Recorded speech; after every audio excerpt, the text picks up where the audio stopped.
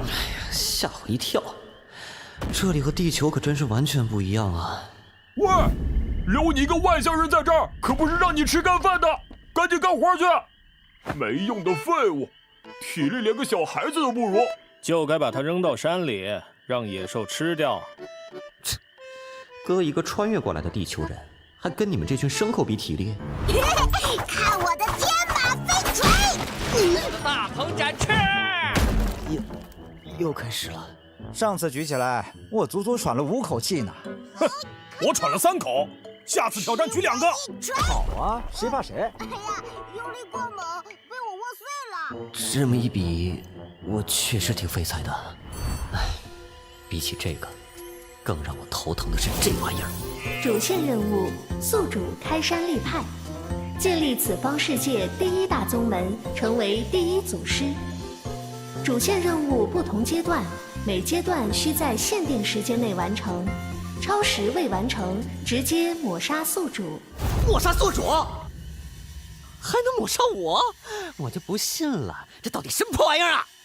主线任务1：收纳4名亲传衣钵弟子。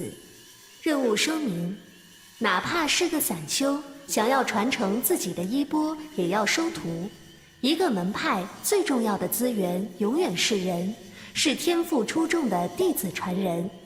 名师出高徒，名师难求，高徒更难求。坑爹了！我才是个打工当师傅抱大腿，好吧？完成直接抹杀宿主。通知：因系统维护，新手礼包延迟发放。连个新手礼包都能延迟发放，所有东西都要兑换点数，我哪来的兑换点数啊？这1穷2白的，你让我教人忽悠吹牛逼吗？啊！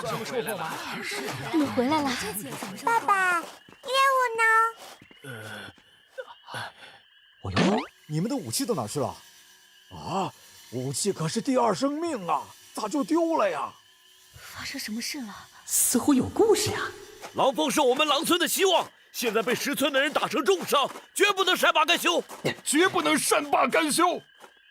这就是被狼村的人视为偶像，常挂在嘴边的天才。哎，如果是他的话，弟子天赋检测，该对象资质太低，无法成为宿主亲传弟子。你可真他喵挑剔啊！看来想钻系统的漏洞是不行了，还想着随便收个徒弟，把1年期限忽悠过去了。这件事情不能就这么算了。正好这几天山里动静大，看样子有山宝要出事了。先拿到山宝，然后再跟10村算账。也不知道10村怎么养出那样的小怪物，不到4岁的小娃娃，竟然打败了咱们天才狼峰，真是见鬼了！不到4岁的小娃，狼峰这样10里8乡闻名的天才，居然被一个4岁不到的娃娃打败了，那得是有多牛逼啊！居然敢羞辱偶像，该死的小鬼，一定要弄死他！是啊，弄死他！那个小娃或许能得到这个系统的认可也说不定。要不现在直接去找那个小娃娃？等，我这身子出村子，不是去给凶兽加餐吗？新手礼包发布，是否立即查看？好家伙，总算来了！尿意来了！不迟不慢，来得刚刚好。新手礼包，宿主获得基础修为炼气期4层境界，获得1次抽奖机会，获得300点兑换点数，获得道法秘籍9霄天雷正法，获得神通9天动雷引。这是！恭喜宿主达到炼气4层，恭喜宿主习得9霄天雷正法，厉害！获得神通学校中的法力9天源源不断的涌上来，太牛逼了！这下总算有点自爆能力了！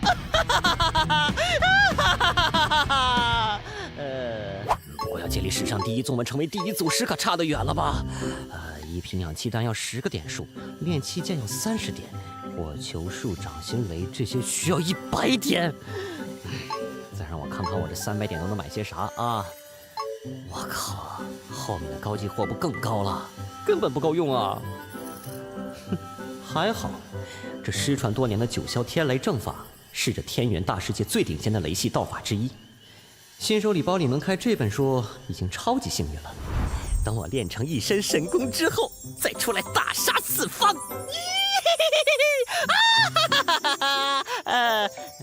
等等，既然是要去收徒，怎么也得好好包装一下自己才行啊！就这个吧。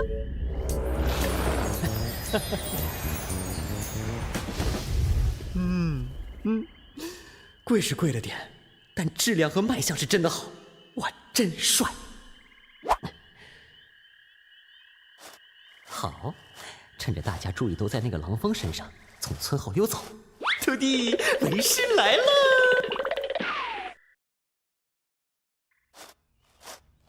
这前面就是石村了吗？话说，这树好巨大呀，这是被雷劈过吗？这棵树已经枯萎10年了。小老儿是这石村的村长，不知有什么可以帮到这位道长的？本座发现目标，适合成为宿主亲传弟子。哪儿？天赋系统整理完毕，1号目标资料如下：根部指数10，别跑啊！悟性指数8，心智指数8，福缘指数8。目标天赋极高，建议收入门下悉心教导，必为宗门栋梁。根骨10的根骨，相当于别人跑步从起点到终点有100米，终点相同的情况下，这个小不点是从90米的地方开始起跑。难怪这小不点可以揍得那狼蜂满脸花。收这么个货当徒弟，压力是不是有点大呀？本座前日心血来潮，突然感到一个与我有缘之人在这山中，于是便来寻访，却没想到竟在这样一个小山村中遇见。道长说的是他？本座原先还奇怪哪来的有缘人，现在见了此子，才明白事情原委。实不相瞒，本座曾有一得意弟子，却因为看不破情关心魔，以至于渡劫失败，并劫转世。我一直在寻找转世之后的弟子，望可再续师徒之缘。结果悠悠100年，终于在今日找到。您是说小不点儿就是您的弟子转世？话说这个老人竟然是一个修真者，虽然只有炼气3层，但却是货真价实的修真者。刚刚特意隐藏自身气息没注意到，现在因为对我产生警惕而起了法力波动，我是不是被当成人贩子了？清风，你如今可愿重归为师门下？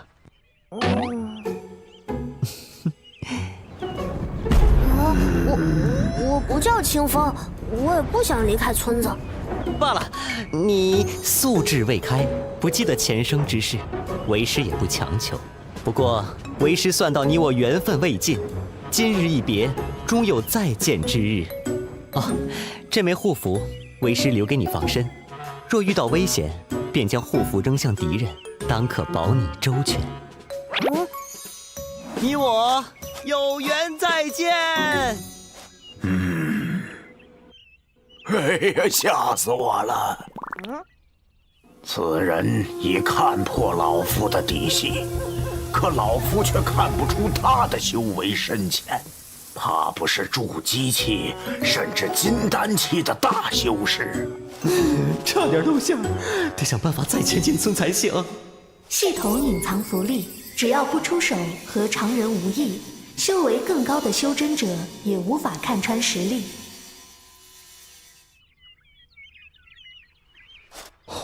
丰收满满啊！比起狼村那一片愁云，这边欢喜多了。兑换了前行术，只要不做其他事，就不会显形。你让小不点拒绝了那位道长，会不会有麻烦呀？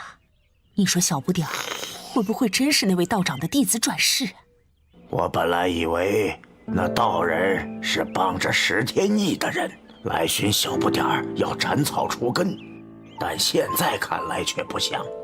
小不点儿可是天生的筑基期，而且还是传说中震古烁今的至尊斗技。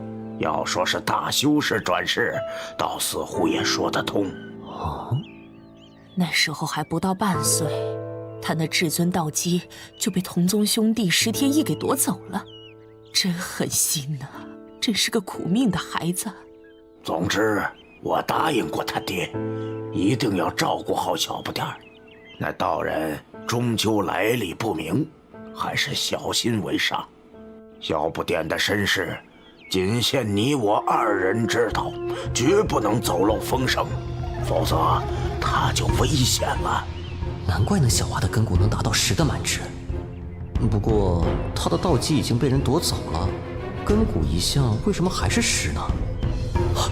莫非他的道基还能再生？哇，简直就是真命天子级别的人物啊！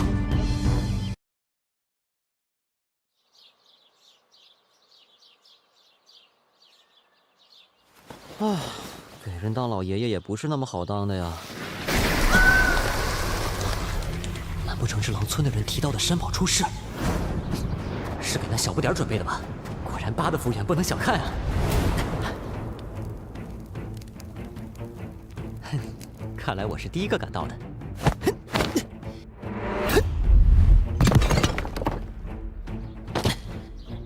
这晶石的内部会是怎样的宝物？这是。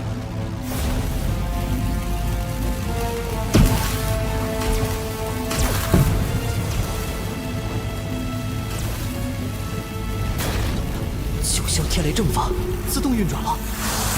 我为王雷之主，执掌诸天雷霆，居然驾驭了这些雷。这是，我记得系统里有一个一模一样的东西。居然需要2000兑换点！紫玉魄需要数以千计的天雷连续击打在同一块岩石上，才有1%的概率诞生，蕴含了海量雷系灵气精华，对修炼雷系道法的修真者来说是无价之宝。嘿嘿嘿，就当是你的拜师礼啦，为师不会亏待你的。这么大的动静，2村人也该来了。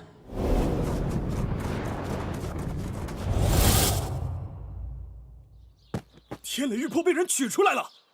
这紫色晶石被玉魄温养这么久，也是不可多得的宝物啊！先回村吧。果然是10村的人先到了，看来狼村的人连个渣都没能捞着啊！哎呀，来晚一步，一定是10村的人拿了，我们追。你在这里干什么？想去山里长长见识，迷路了。别给我们添乱啊！意思跟在后面吧。老陈，那人3年前最后出现的时候，孩子不在身边，你说会不会就在那个时候被他寄养在这小山村里？这2个人好面生啊，不是狼村的人吗？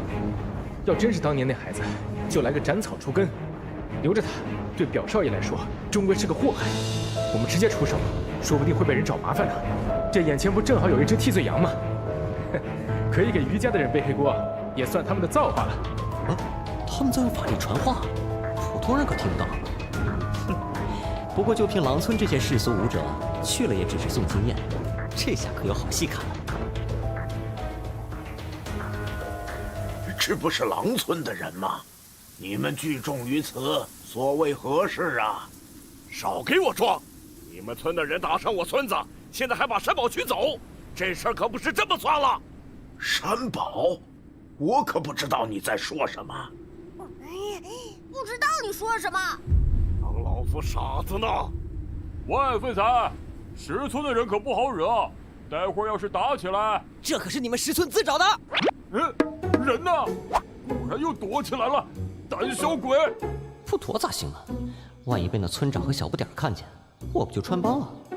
而且，这2人，一个炼气3层，一个炼气4层，这是场恶斗啊！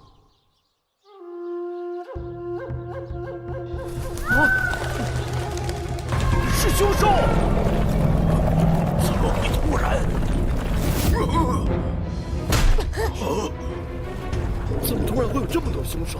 而且好像都只会攻击石村的。正好，我给他们杀个片甲不留。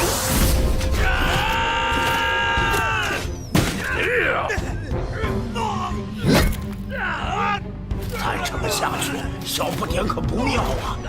小不点，带上皮革先走。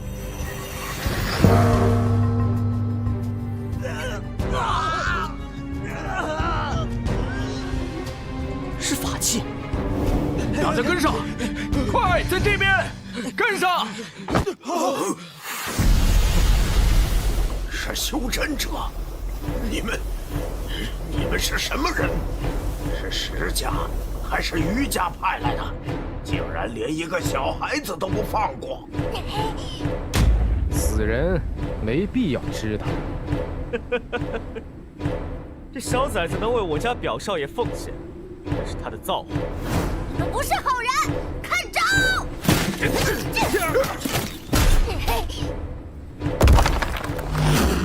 不好！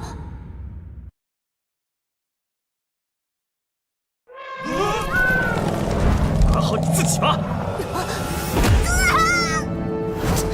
傻徒弟，赶紧把我给你的杀手锏用出来啊！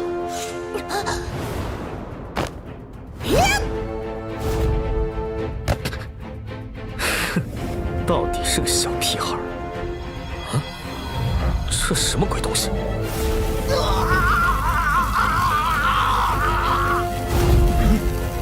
小七，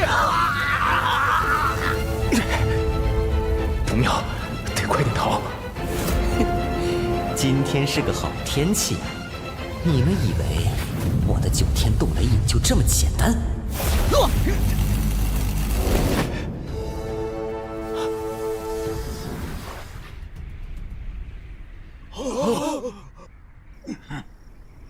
杀！杀！今天在场的狼村人一个不留！我是余家的人，你们这群乡巴佬敢杀我余氏家族的人，你们就不怕整个村子被夷为平地吗？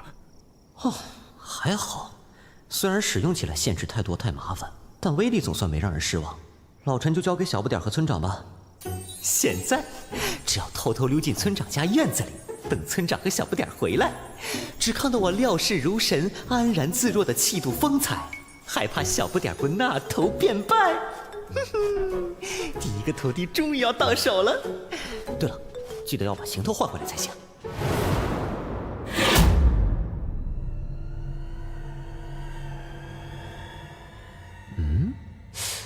不是说这棵树生机全无了吗？之前来的时候可没看到树上有这么鲜艳的桃花，有古怪啊！刚一睡醒就有这么多食物啊！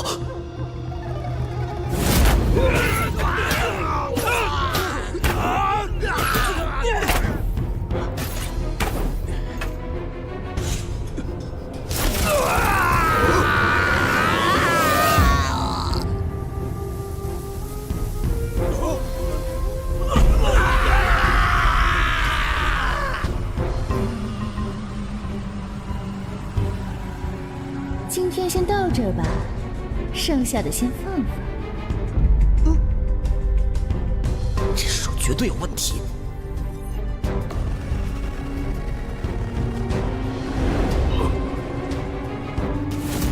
桃仙，是桃仙，桃仙显灵啊！多谢桃仙，祝我石村度过多谢桃仙保佑，桃仙保佑，桃仙保佑，多谢桃仙保佑。桃仙是我们石村的保护神。好险，差点被村长发现。这老树绝对是不分敌我的，所有人在他眼里都是食物，而且连老陈这样的修真者都能秒杀，绝不简单。唉，好不容易才找到一个合适的弟子，怎么这么多灾多难？系统运行满1个月，抽奖系统正式启动。哦，对，都快忘了抽奖系统这茬了。乖徒弟，你既然是真命天子级别的人物，应该不会那么容易挂掉吧？坚持一下，为师很快回来救你。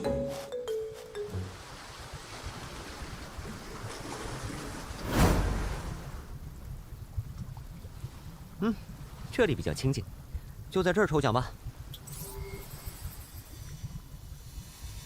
灰色的是未开放系统，先看看轮盘这都啥玩意儿。怎么还都是些垃圾啊？这3个道法的层次都不如9霄天雷正法，啥也不是。换一个。这是让我掷骰子呀，3个骰子最大点数18点。看来是掷出来的数相加起来，就会得到相应数字的道具了。这乌雷破天锥居然是筑基期的法器，这个法器看名字就知道跟我的功法相辅相成，对于我这个小小的炼气4层修士来说，就是神器了。有了它，让我面对老桃树，我也有一战之力呀！就你了，13，5、6点，这一下就出了最大的点数啊！看来我是有机会得到乌雷破天锥的。哎呀，这3个点数居然不是一起同步停，真吊人胃口。这就11点了，再来个2。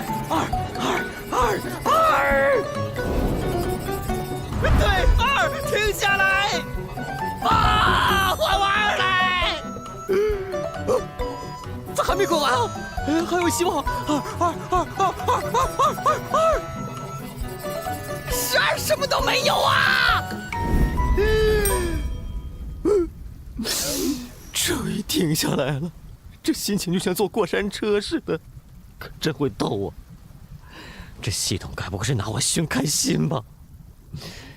乌雷破天锥，我跟你无缘了。希望这箱子不会是坑爹货吧？这卖相肯定比乌雷破天锥强。第1次抽奖，运气不差。虽然得了筑基法器，但我实力肯定是不能完全发挥法器的威力。9天冻雷引虽然强，但要消耗10枚雷晶，真要打起来，恐怕仍不是老桃树的对手。若是能把寻找小不点的瑜伽高手引来，跟那老桃树拼个2败俱伤，事情就有转机了。师妹，你早就应该决定去那萧家退婚。现在去退婚也不迟。退婚？他们刚刚谈论的话题是传说中的退婚，这可是造就无数逆天强者的退婚啊！嫣然师妹，话说这萧燕不是个修道天才吗？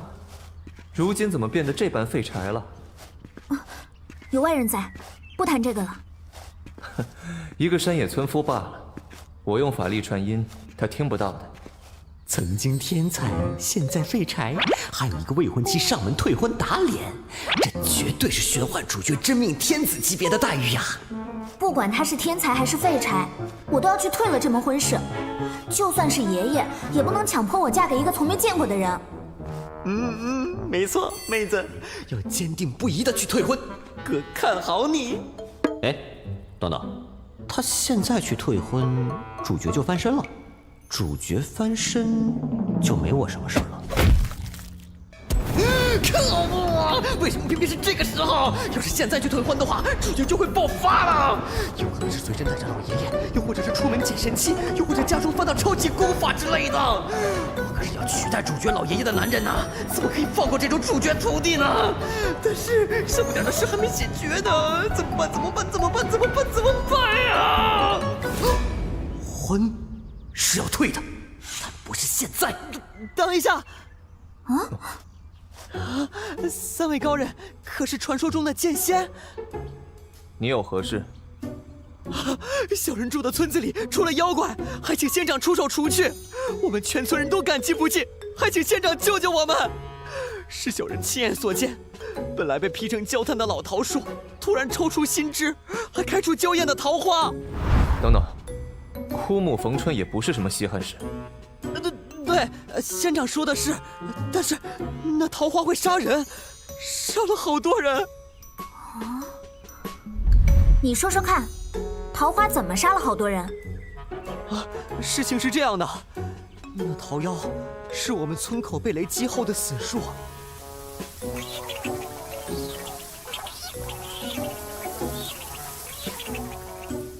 事情便是这样。叶长老，我们就走一趟吧，否则那树妖还会杀更多人。按这村夫所言，这树妖也应有妖丹了，也有一杀之价值。除魔未到，本就是我流光剑宗修士的天职。这位小兄弟，前面带路。三位剑仙大人，这边请。三位，你们来得太及时了。作为我未来二徒弟的对头，不坑你们坑谁呀？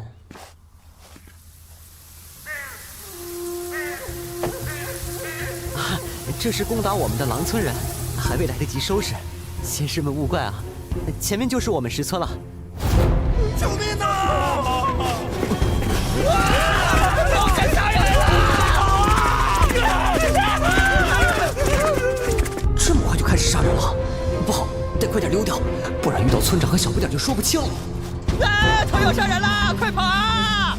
胆小鬼，既然来了，就不能让妖怪危害人间。我来会会你，让你看看我的绝技。哎，什么？这猴是什么鬼？叶长老，退下吧，这树妖你们不是对手。去。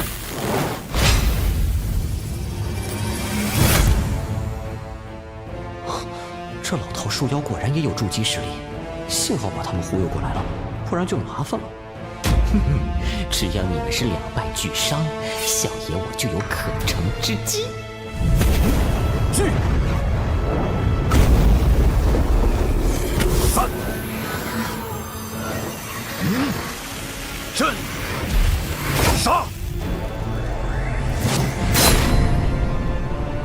这就是筑基系修士的实力吗？果然有两把刷子。好，是仙长把他们压制住了。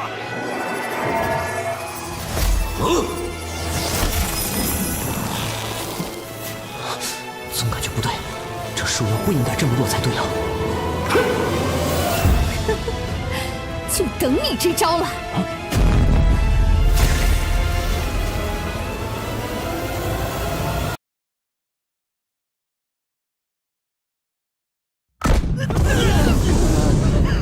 果然，这树妖忒狡猾了。叶长老，你没事吧？快走！这树妖还未死，你们不是对手。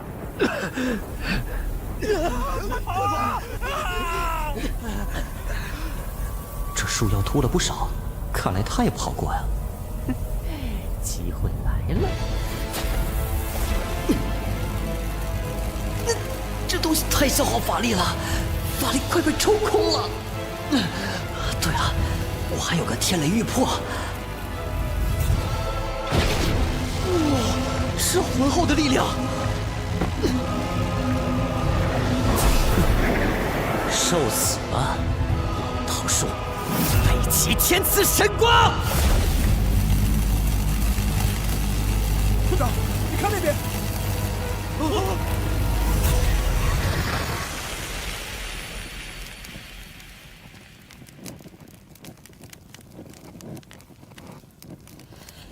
哎，终于搞定了，还好这一击桃树就死了，要是没死可就要跑路喽。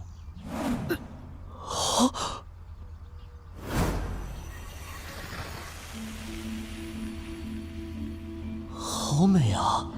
这就是那桃树的本相。我的名字叫龙叶，请你记住，因为我已经记住你了。啥？记住啥？不是大姐，你记性千万别那么好啊！得救了！我们得救了！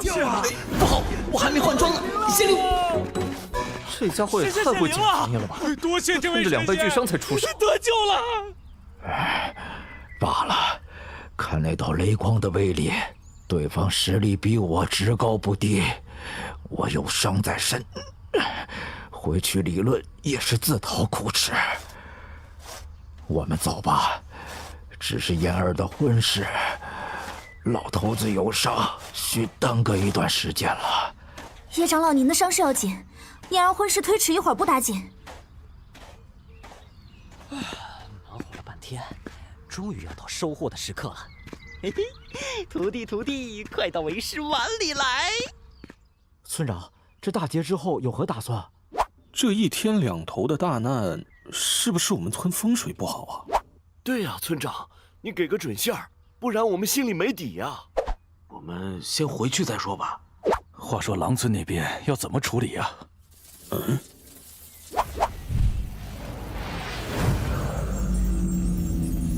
道长，是您出手除了那老树妖的吗？多谢道长救命之恩！这一下子给我整这出，搞得我都不好意思了。哎，淡定，不管怎么样，先把高人风度摆出来。大家请起，除魔卫道本是我们道家职责，不必多礼。多谢道长慈悲。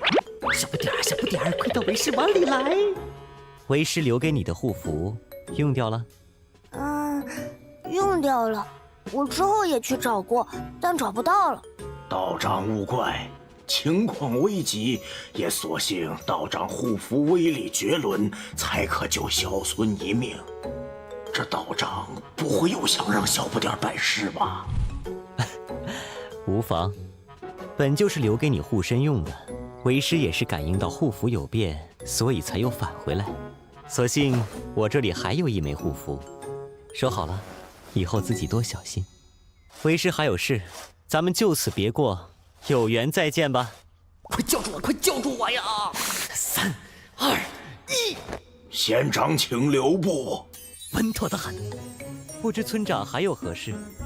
这孩子自幼多灾多难，能得县长青睐是他的造化，还请县长垂怜收下这孩子。这不是说话的地方，还请县长一步去寒舍。小老儿有些隐情，需向县长容禀。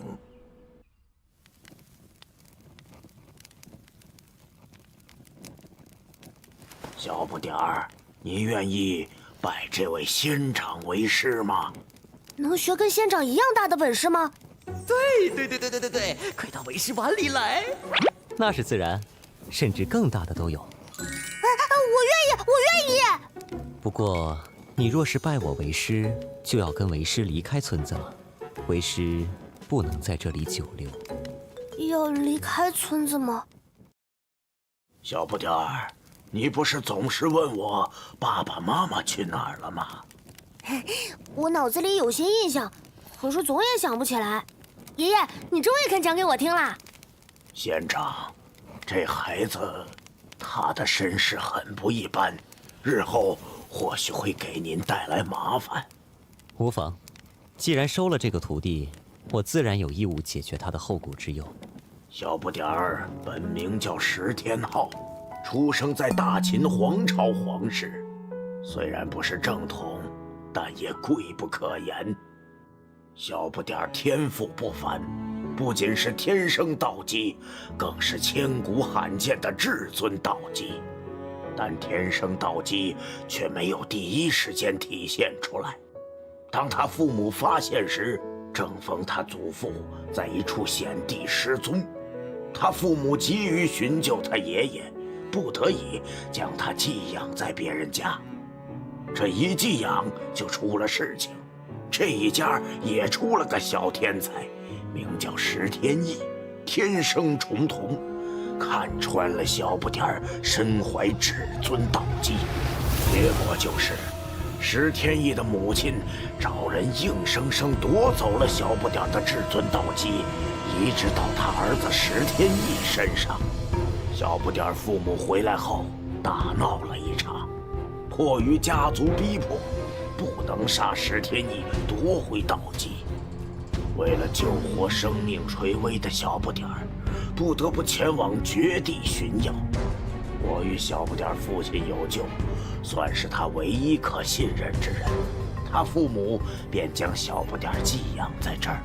只是小不点父母外出寻药，已有3年杳无音讯。好在小不点体质够好，熬了过来。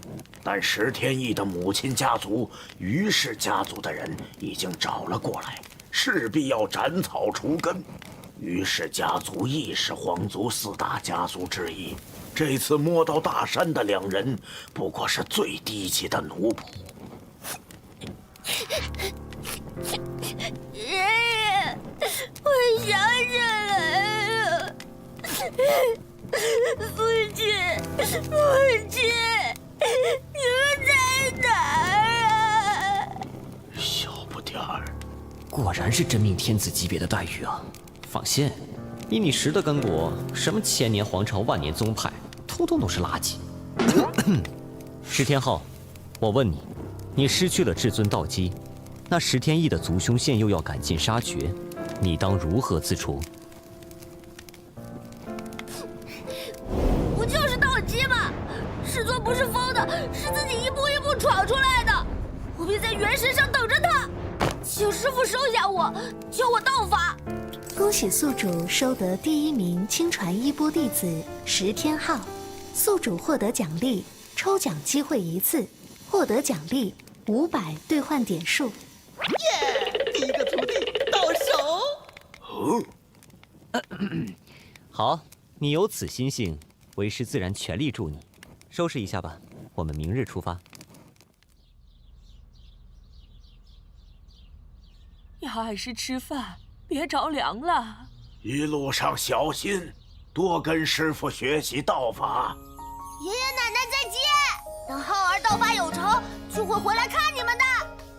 老石啊，小不点就这么出去闯荡了，我有点不放心啊。玉家人已经寻到了这儿，我道行浅薄，已经是护不了小不点了。小不点始终要强大起来的。既然机会在眼前，自然要把握住。下一站去乌州，我的2徒弟萧燕，我来了。况且小不点鬼精着呢，不会吃亏的。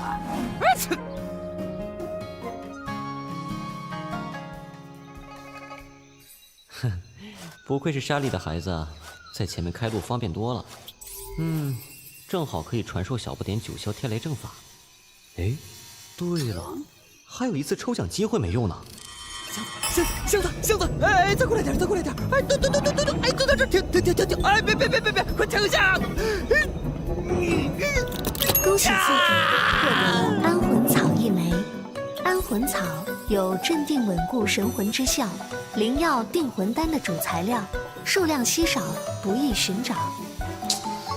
哎，定魂丹嘛，感觉好像有点用处。哎呀，算了，不管了，先收着。还有500点呢。现在有了攻击功法，那就弄本身法。哦，龙盾，这个不错啊。什么鬼，这么贵？这么多分支选择，这云龙盾感觉不错。嘿，就你了。请稍等，正在输入神通。恭喜宿主获得云龙盾。师傅，我什么时候才能跟您学道法呀？放心，你是为师的开山大弟子，为师不会忘了你的。师傅，我不想当大弟子，我想当小弟子。啊？为什么？在村子里就是这样的，谁家有几个孩子，一般都是最小的那个比较惹人疼。我在村子里就是最小的孩子，大家都最疼我了。你呀你，那是在你们石村，又不是所有地方都一样。有些地方，越是小的就越受欺负。你可想好了啊？日后你那些师兄师姐们指使你打洗脚水、刷马桶的时候，你可别后悔哦。我给师傅打洗脚水、刷马桶，给您捶肩膀。有师傅您在，小不点又那么乖，想必师兄师姐们也不会为难我的。小鬼灵精。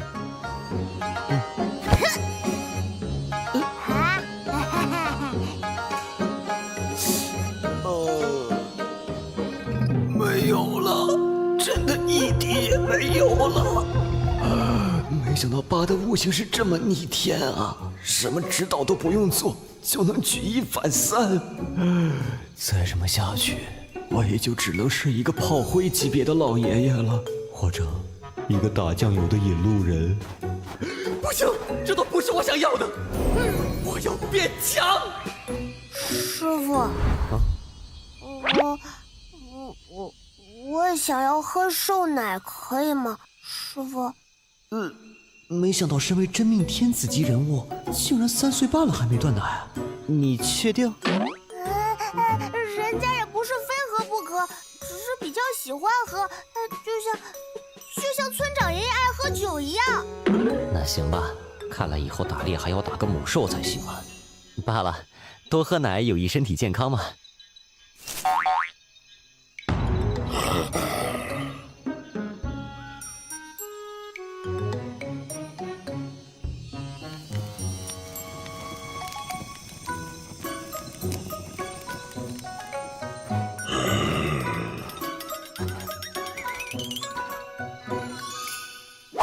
就这么放了，不喝奶了？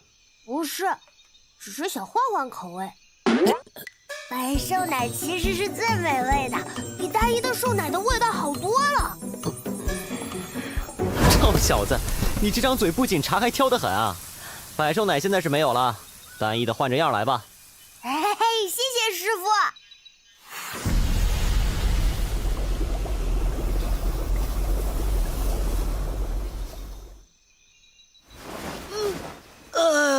终于练起7层了，真不容易啊！现在已经到了山脉外围了，估计用不了几天就要出山了。我在高兴个什么呀？小不点都不用怎么苦修，都已经练起4层了，再不努力就要被追上了。又不知道去哪儿疯了，果然是熊孩子的本质啊！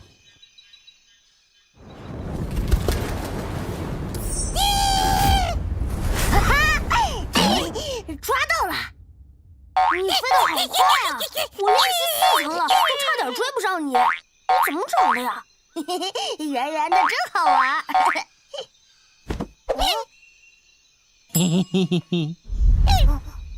这家伙小年纪，居然达到了练气4层，这种天赋，就算整个宗门也是绝无仅有的。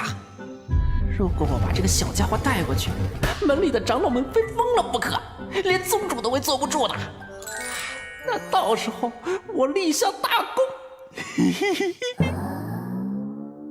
小娃娃，你家里人呢？我跟师傅一起出来的。你是哪个宗门的？你师傅是谁呀？我没有宗门，师傅就是师傅。有门儿，看来他师傅并不是什么大宗门的，估计是个散修。小娃，你我今日相见，便是你的仙缘。来，跟我回山。我传授你无上道法，成就大道。哥哥我是烈火剑宗的弟子哦，听说过吗？可是我有师傅了。哎，那无妨，你仍可拜入我们烈火剑宗门下。你师傅是散修，若是为你好，他自然会答应的。当然，如果他愿意，也可投入我们烈火剑宗。小子，你跑什么？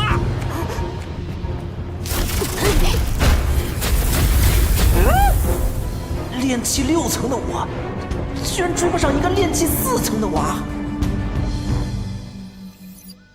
你说有个自称烈火剑宗的想收你入宗？听村长说，这烈火剑宗虽然不是9天剑盟之一，但也是天元大世界中1等1的强大势力了。这可咋整？乖徒弟啊，你就像暗夜中的萤火虫，你那忧郁的眼神，还有出众的天赋，以后是少不了各路的牛鬼神蛇来打你主意了。算了，匹夫无罪，怀璧其罪，兵来将挡，水来土掩。花了这么大力气才收小不点为徒，要我拱手相让？哼，爱谁谁！要是敢来跟我抢小不点，我就跟他干到底！臭小子，以后还敢乱跑不？为了安全，我们现在启程。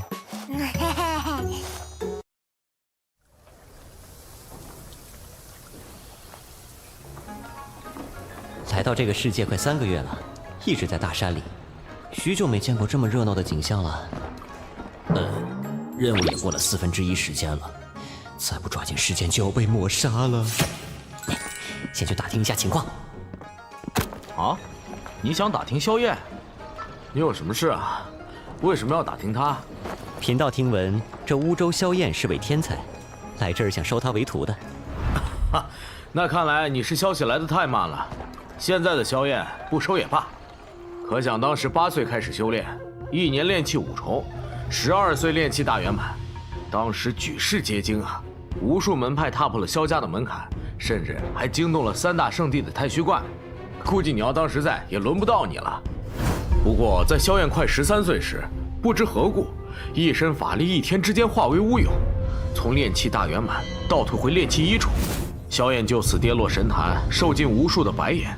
哎，传闻慕容世家与他有婚约，想来也是快要来闹退婚的了。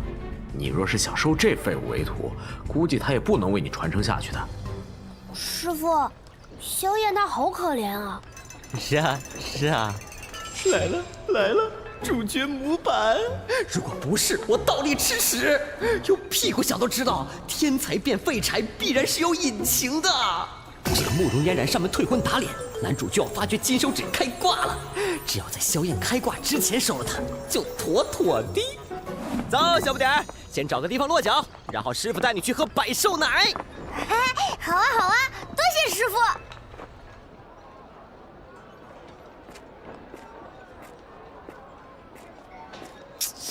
这慕容嫣然啥时候能来啊？要是那叶长老休养个1年半载的，那我不就凉凉了？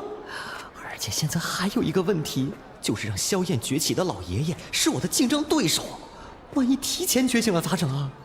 要不要直接过去收了？不过萧燕有那么好忽悠吗？发现目标，适合成为宿主亲传弟子。天赋系统整理完毕，2号目标资料如下：根骨指数8，悟性指数9，心智指数9，福缘指数8。目标天赋极高，建议收入门下悉心教导，必为宗门栋梁。果然是真命天子啊！我想看看你的金手指是啥，要方便携带的，估计是手镯或是戒指。戒指还是2枚，2枚戒指，这尼玛还是2个老爷爷呀！哦耶！尼玛，教练，我要举报，这完全是在犯规啊！哎，或许只有1枚戒指有老爷爷，另1枚只是普通戒指。又或许一个有老爷爷，另一个为隐藏神器。先跟上去瞅瞅。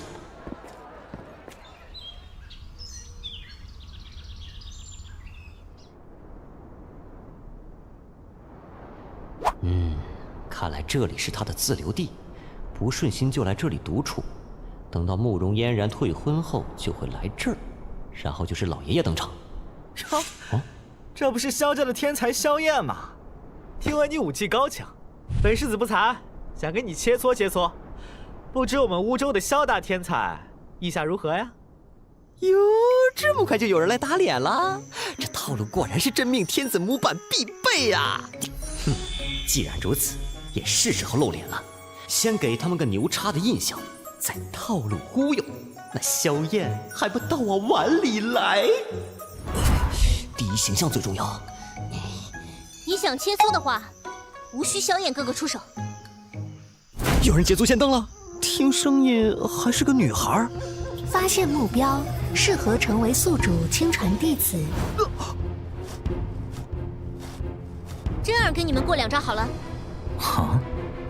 天赋系统整理完毕，3号目标资料如下：根骨指数为9，悟性指数为8，心智指数为7，福缘指数为6。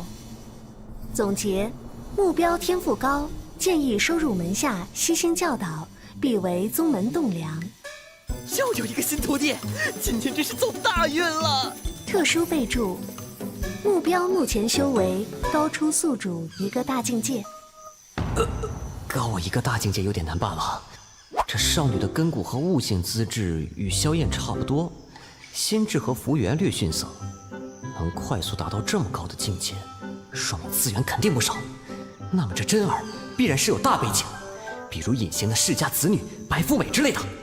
在弄明白他身世背景前，先别轻举妄动吧，估计是真命天子的正宫呢。怎么，不敢了？哼，萧燕，我们走着瞧。嗯，要走了吗？正好上去打听一下消息。居然遇到萧真儿，晦气！在下赶巧路过，不慎看到刚才之事，因好奇，所以来打听一番。那就是城里人尽皆知的萧家天才，怎么只会躲在女人裙子底下啊？居然能这么对萧燕，知音呢？道友真是英雄所见略同啊！他们这眼神是怎么回事啊？怎么跟那啥似的？我可不那啥。哪里？道友是哪儿的人啊？贫道是峡边过来的。峡边？未曾听闻。啊，对了，刚才萧燕身边的女孩是谁啊？啊，她本名叫萧真儿，与萧燕是青梅竹马。真儿小姐比较念旧，所以萧燕变废柴后仍然护着她。只是那个废柴脸皮也太厚了，利用真儿小姐。我要是他，早找个地洞钻进去了。我看那萧燕脖子上的饰品还挺新奇的，一根绳子串俩戒指，戒指不应该戴手上吗？一个是他父亲留给他，一个是他母亲留给他的。他爹妈现在都死了，大家都说那两个戒指是被诅咒的，也就萧燕还当个宝贝随身带着，生怕丢了。亲人遗物戒指，在乌州自然是不能戴手上的。尼玛，父母遗物，这下不会错了，双份遗产，双份金元，双份的老爷爷。啊，对了，贫道想起家中还有事，先走一步。真奇怪的人呐！不行，得做更充分的准备才行。两个老爷爷又如何？土地是我的。差点因为两个老爷爷的事忘了给小不点买收奶了，还好老板没收到。也不知道小不点有没有安分待在客栈，到底是个小孩子。哦，还挺乖的，居然在安分修炼，不错不错。既然这么乖，为师也得奖励一下你才行。还得感谢一下村长啊，这裹着天雷玉魄的石头必然是个好东西。用兽皮袋喝奶太不方便了。为师就用这个石皮给你做个碗吧。哎呀，终于弄好了，这稀碎的石皮就留着用来做9天冻雷饮的材料好了。小不点儿也要快洗礼了，是不是应该找点好的兽血来给他了？有时间得去找找才行。现在就用百兽奶打下基础好了，加上天雷玉魄，慢熬1刻钟，完成。师傅，好香啊！你在弄什么呀？你醒了？那，这是刚熬好的百兽奶，不过为师在里面加了点料，喝的时候要用法力引导奶中的灵气，要是身体受不了就停下来哦。谢谢师傅。好热啊！好热！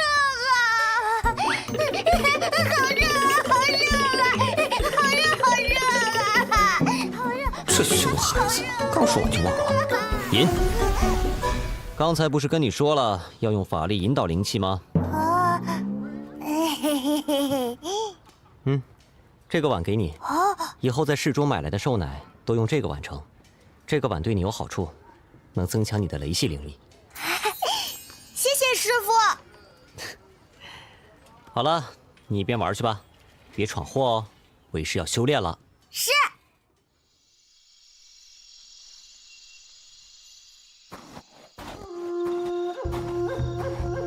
长老，张楠便是在这儿追丢的小孩。按照他们留下的痕迹，应该是往山外走。从这儿出山，最近的大城便是乌州了。张楠，你确定那小孩有炼气4层修为？见你炼气6层都追不上他？是，弟子句句属实。不过乌州是流光剑宗的地盘，那小子会不会是？若那小子真有你说的天赋，别说是流光剑宗，便是蜀山剑宗的地盘，我们也要闯一闯。是。废话少说，我们出发，目标乌州。是。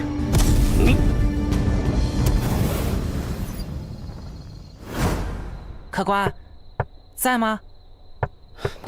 什么事啊？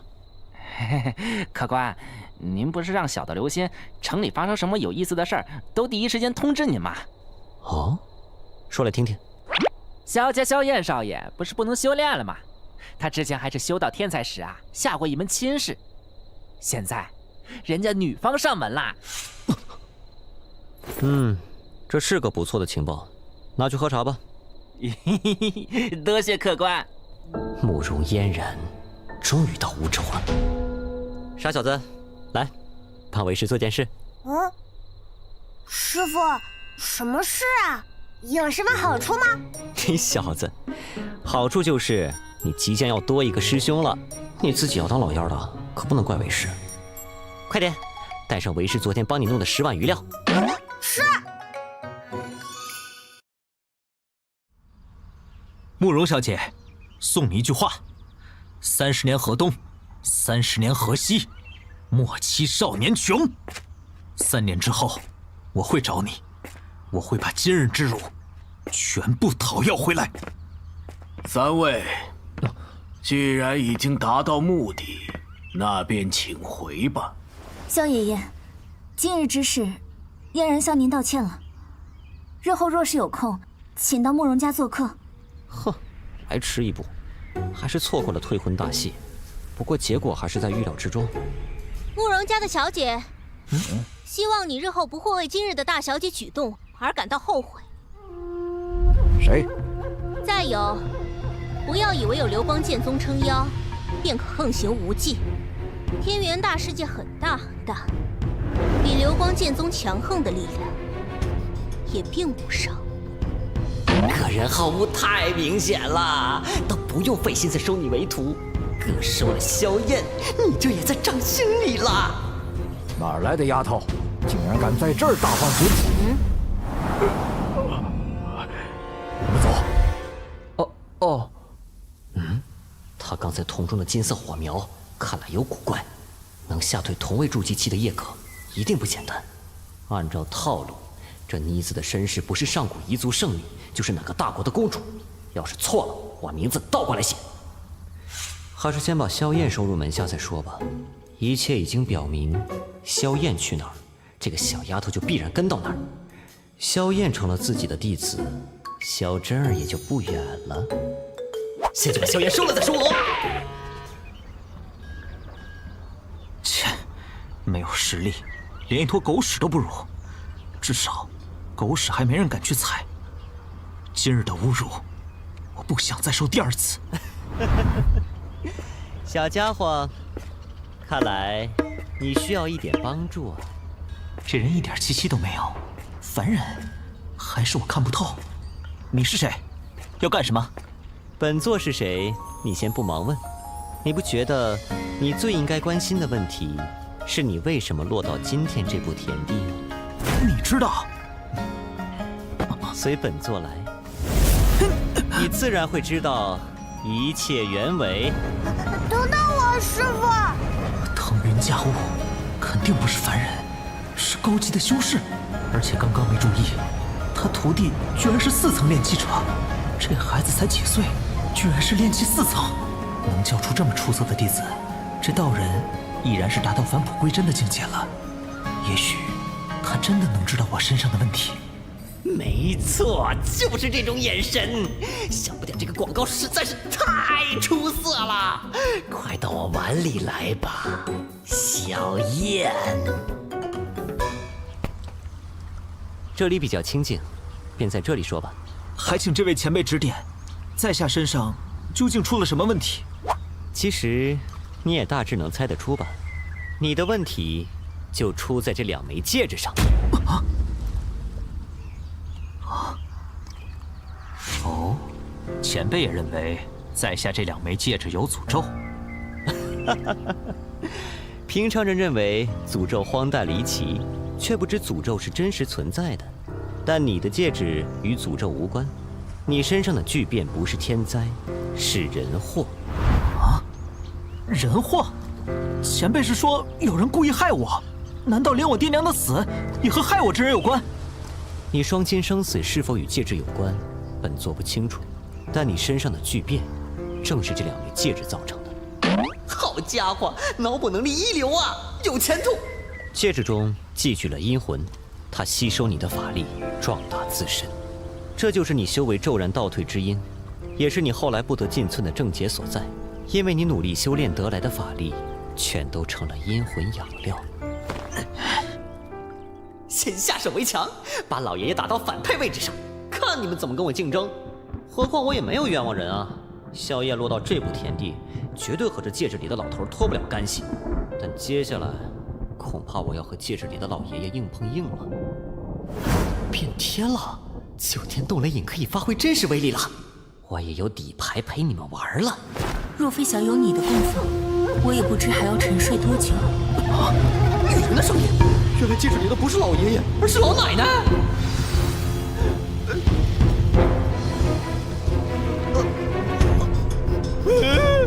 不对，老奶奶这么美若天仙吗？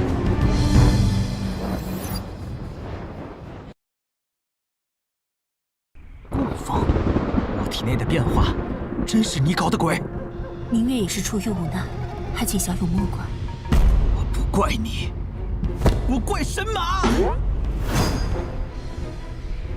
小友气愤，明月可以理解，但小友的另一枚戒指，才是你这番遭遇的根源。这位道友慧眼如炬，我确实吸取了萧燕小友3年法力，我深表歉意。但3年前，萧燕小友从炼气大圆满跌落至炼气1层的变故，却与我无关。不好！短短几句就将自己的责任摘得干净，让人不禁跟着他的节奏走，此女绝非省油的灯。那枚戒指中，寄居了一只太古凶兽饕餮的残魂。饕餮？10年前我受重伤，神魂被迫寄托于你的戒指中，期间见饕餮残魂吞噬了你全部法力，还准备吞噬你的生命力，于是用天龙咒印将它封印，结果自身神魂受损，不得不再次沉眠。为修补神魂，我一直无意识吸取你新修炼的法力，却不料这给你造成了困扰，十分抱歉。天龙咒印，他是太虚观的人。在天元大世界，3大宗门鼎立，剑道圣地蜀山剑宗，佛门圣地大雷音寺，还有当之无愧的天下第1宗门道门圣地太虚观。不同于其他2大圣地的香火鼎盛，太虚观极为低调，门下弟子虽然不多，可一旦有弟子入室，必震动天下。自我介绍下，我叫燕明月，师承太虚观。太虚观？没记错的话，萧燕的天赋曾经经过太虚观，她差点就被收入门下了。得不到的总是最好的，何况是天下第1宗。即将怪刀手的弟子，就这样从我手下溜了。啊！我不听，我不听，我不听，我不听！太虚观又如何？第1圣地又如何？拐了萧燕，就等于拐了萧真儿，大大的划算。不过，他眼神的歉意却不炙热，难道并不打算收萧燕为徒？也难怪，他出身太虚观，从小就在天才堆里长大，啥样的惊天妖孽没见过？恐怕他自己就是天才。既然如此，我还是有希望的。哎，有了！哦，饕餮嘛，真是好久没见过了。这位道友见过活的纯血饕餮，不知道友如何称呼？山野散人，名号不值一提。本座姓林，叫林道人即可。本座方才听燕道友提到，你是10年前受伤，然后脱身于这戒指中，对吗？我竟看不穿他修为深浅，他到底是何人？的确是10年前。不久之前，本座曾遇一妖，那妖明显也是重伤在身，被迫将神魂寄托在一棵老桃树上。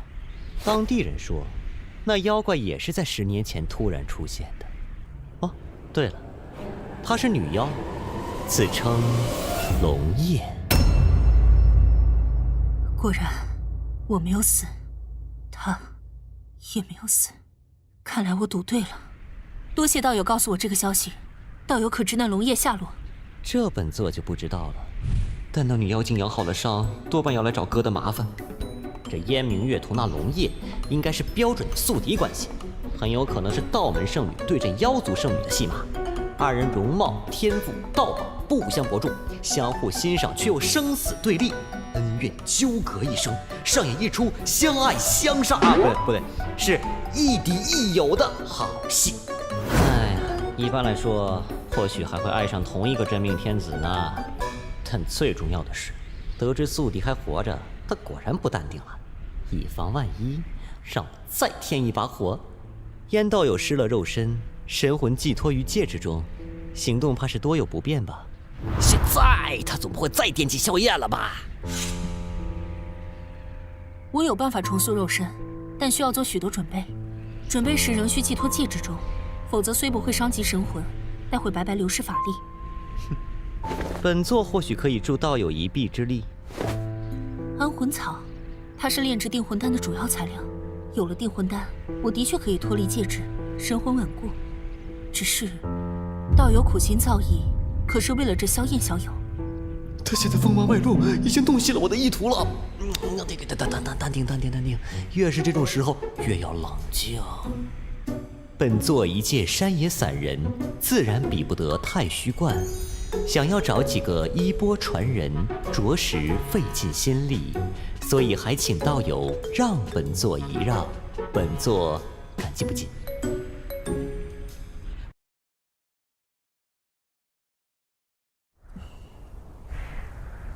如此，便多谢道友的安魂草。我之前布下的天龙咒印已非常衰弱，饕餮残魂随时可能觉醒。这枚戒指，萧燕小友还是不要带在身边了。林道友怎么看？干啥？那么似笑非笑的看着我？这女人和龙叶完全是一丘之貉，都不是啥好鸟。难怪你们打架两败俱伤，咱们干脆同归于尽呢！啊，世上还能少俩祸害。小事情，交给本座处理便是。安静，遇到这种时候也不能心虚。先把法力输送进去试试。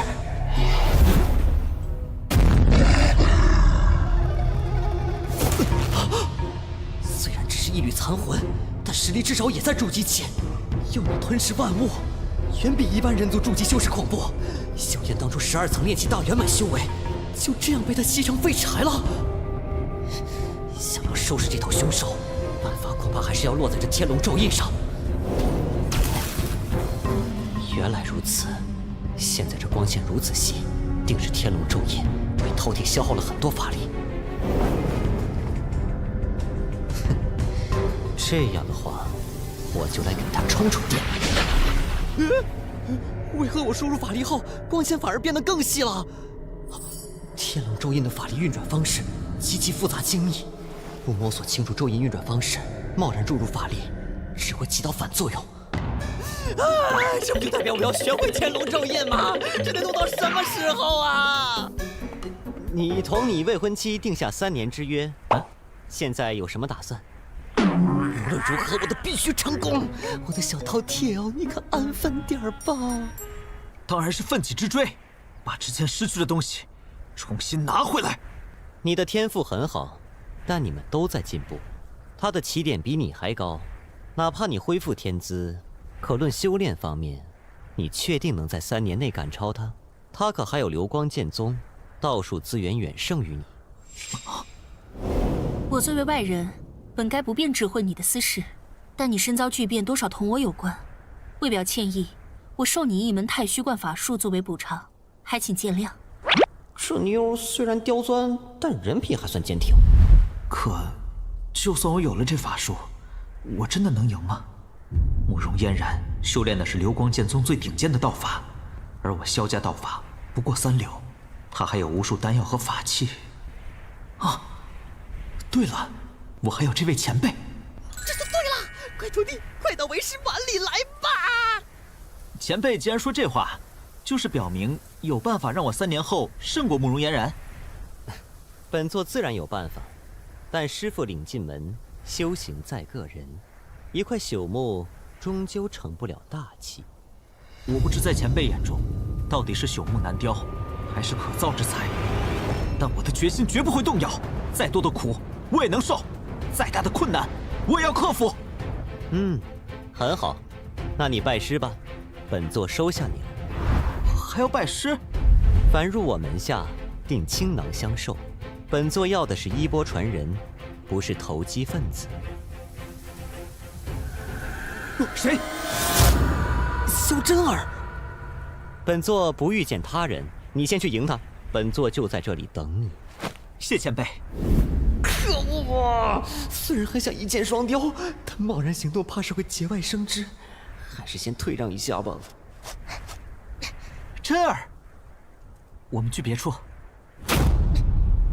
这眼神是在看我？这位真儿姑娘，倒也算萧燕另一番机缘际遇。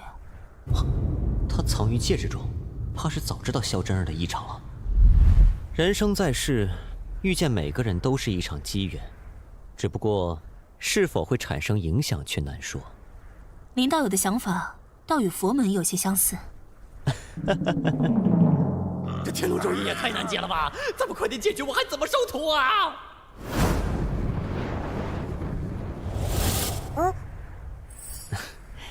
自己玩去吧，别跑太远哦。谢谢师傅。林道友还说收徒不易，实在过谦了。你这位弟子天资根骨之高，实在世间所罕见。除我一师兄外，我还从未在其他人身上见到过。道友可不要当着他面说，小孩子不经夸，受心难。若不是被族兄谋害，天资还绝不止如此呢。话说回来，太虚观天才遍地走，要是我能去太虚观忽悠几个徒弟回来，对象符合标准，但以拜他人为师，需解除原师徒关系后，方可成为宿主亲传弟子。看来想挖墙脚，还要先鼓动此人叛出原来的师门，我才能收徒。那似乎是火蜂鸟，从前只在烈火剑宗的山门见过，欧洲这一带没听说过有火蜂鸟。或许是有人带来的吧。该死了，是烈火剑宗！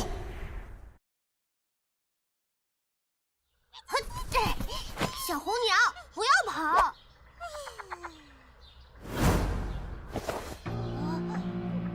李长老，就是那个孩子。真是踏破铁鞋无觅处，得来全不费功夫。好，好，果然天赋出众，根骨不凡。娃娃，跟老夫走，你是烈火剑宗弟子了。可是老爷爷，我已经有师傅了。哼，老夫说你是烈火剑宗的弟子，你就是，你也只能是。老爷爷，我要走了。哪里走？你们是坏人，我不跟你们走。不知好歹，张楠，教教他规矩。好。小鬼，你终究还是落在我手心里了。让开！哼哼，老实在里面待着吧。天赋再高，你也就是个炼气4层的小鬼头，敢和炼气6层的我硬碰硬，自讨苦吃。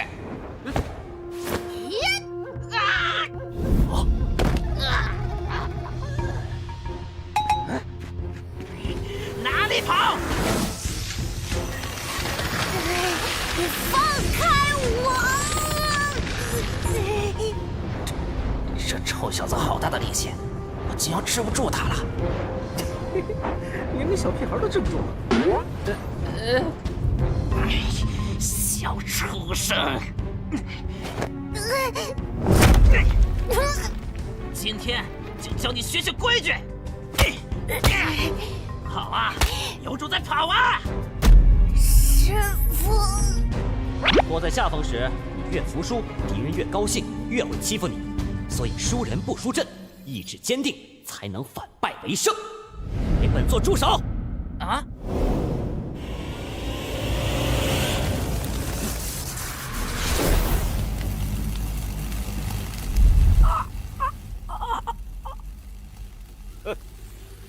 雕虫小技也敢出来卖弄？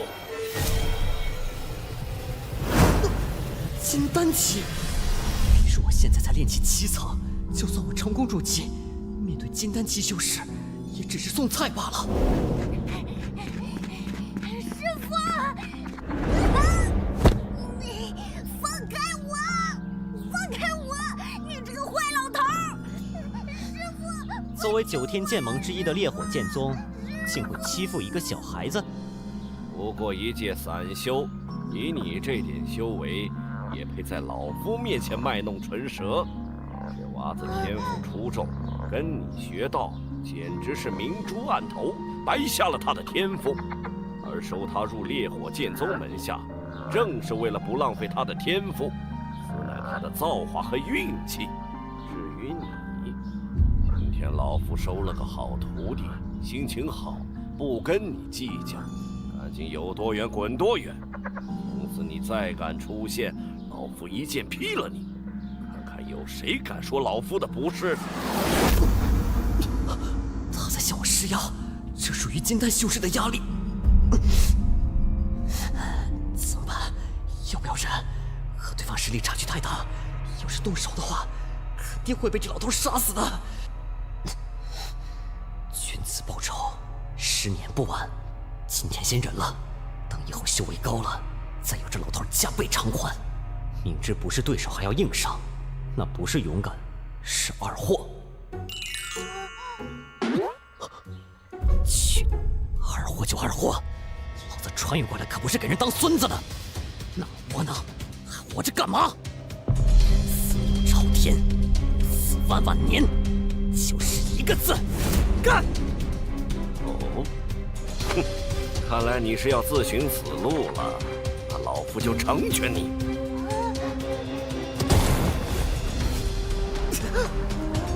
其实如此恐怖的一剑，直接揭晓，估计立刻勾带了。臭小子，看清楚了，你那师傅在烈火剑宗面前就只会下地干站着了。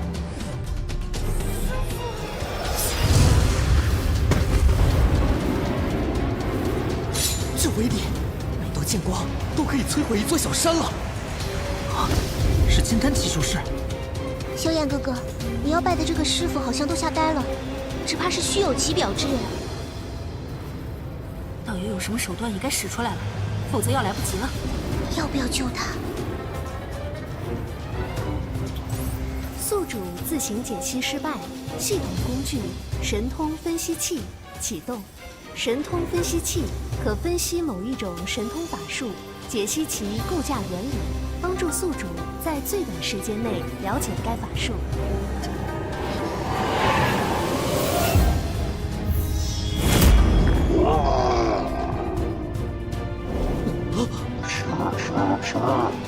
强大的吸力，法力都被吞噬了。这样的话，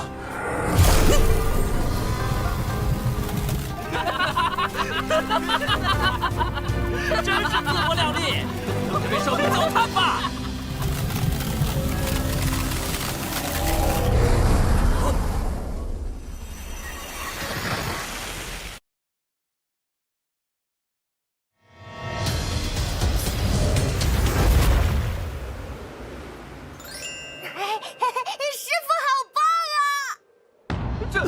这不可能！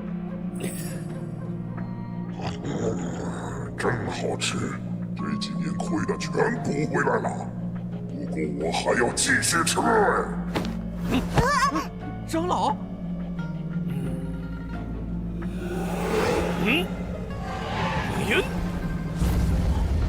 我们身上的热量也中了这一剑，恐怕会直接化为灰烬。哎！他这次极大概率会选择只攻击一点，只能赌一把了。若是猜错了位置，我肯定必死无疑。哎！这次你还不死？我是小贼，你敢利用我，我今日不死，定要吃了你！不对了，剑光是刺向胸口。怎么回事？我的法力正在飞速流失。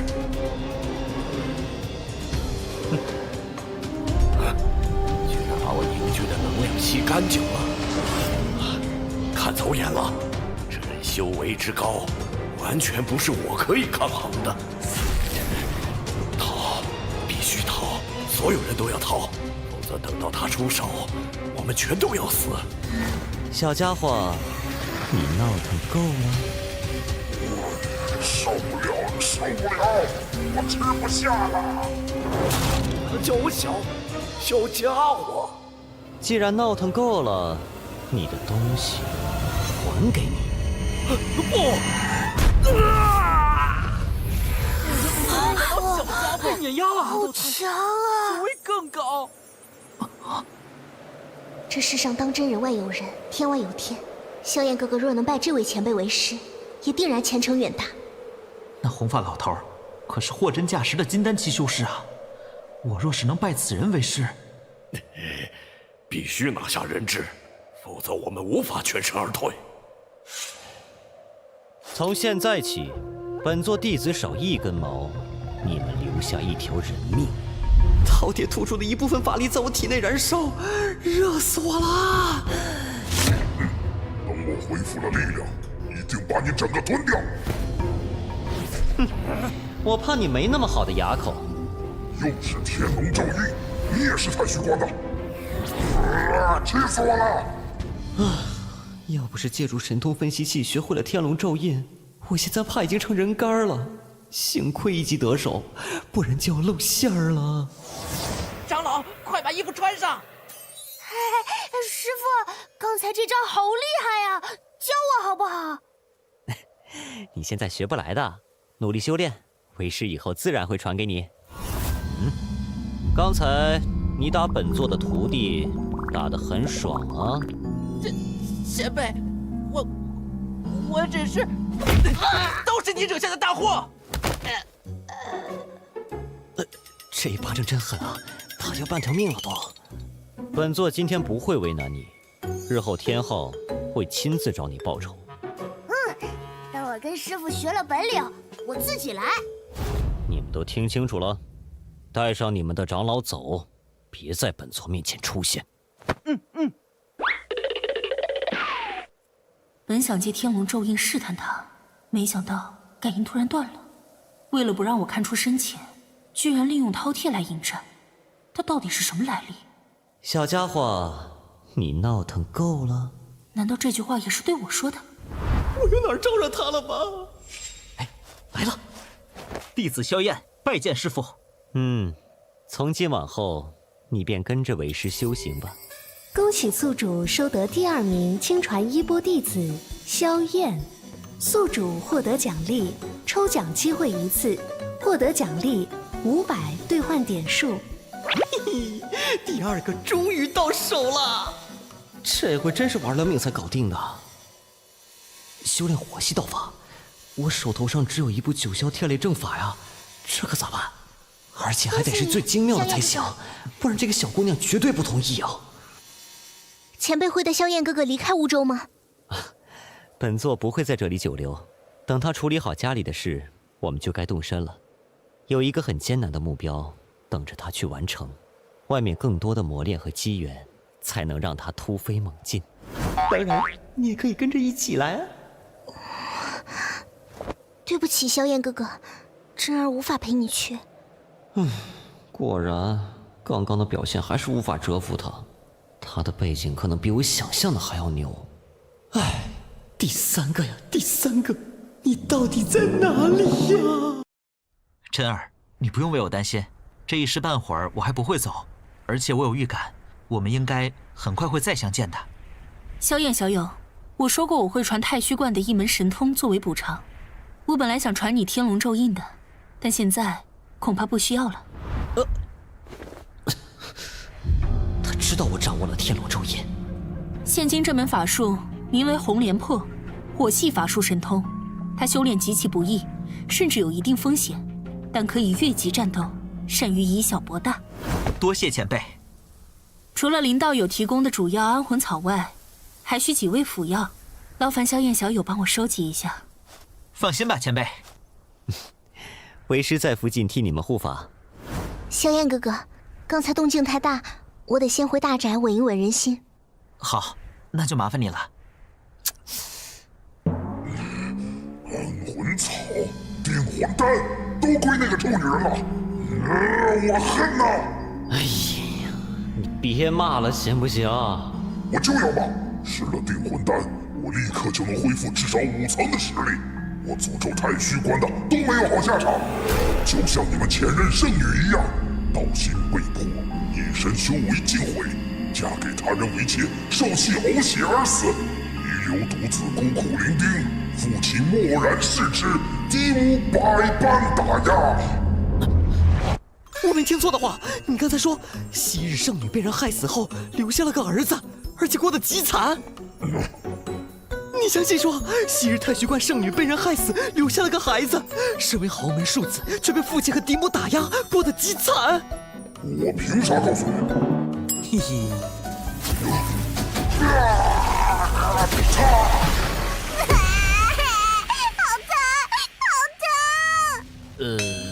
看什么看？我的年纪化为人形就是这个样子，少见多怪。难怪说话做事那么幼稚，原来还是个小屁孩呢。你说谁是小屁孩？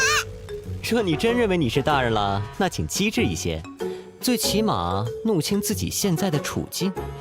比方说，弄清楚在这里到底是谁说了算。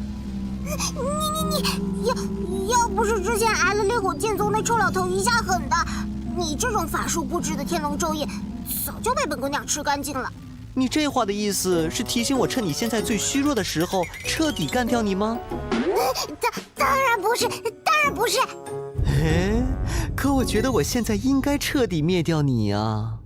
首先，3年前被你吞光法力的人是我徒弟，你坑他太惨，做师傅的是不是该帮徒弟报仇？然后，你恨之入骨的燕明月，我跟他虽不算朋友，但关系也还不错。最后，最重要的一点，留着你，等你恢复了力量，肯定对我不利。我有这么多理由彻底干掉你，你告诉我，我为什么要放过你？这位前辈，有什么我知道的，我现在就告诉你。按太虚观的传统而言，收徒贵精不贵多，门下的弟子稀少，很多人终生闭关，专心修炼，参悟大道。每当太虚观弟子入世修行，必将掀起巨大的波澜。其中最出色的弟子被称作道门行走，若是女弟子，则被称作太虚观圣女。太虚观上一代圣女孟冰云精彩绝艳，是公认近1000年以来太虚观出世的最杰出的弟子。她所修之道名为太上忘情道，与虚空阴阳道合称太虚二经，是观中道藏最强道法。太上忘情之道讲究的是先得情后忘情，以人道求天道，修到至高境界已无情化大爱。言不语，众生听令；身不动，天地俯首。修此道最忌为情所困，纠缠不清。但孟冰云偏遇上了一个男子，大周皇朝太师玄机侯朱洪武。孟冰云因其力情结无法化解，导致最终道心破碎，今天修为化为乌有。大周皇朝是比大秦皇朝更加强盛的国家，君王们励精图治，国势蒸蒸日上。皇位传到了当代君主梁盘的手中，国家实力更是急速扩张。梁盘和朱洪武君臣2人都有意压制带有宗教信仰背景的宗门在大周发展。20年前，更是联合了9天剑盟等势力，合伙干了一件惊天动地的大事儿，一举改变了整个天元大世界的势力格局。灭佛！灭佛！大周皇朝联合诸多的势力，围剿位于大周境内的世间3大圣地之一的大雷音寺。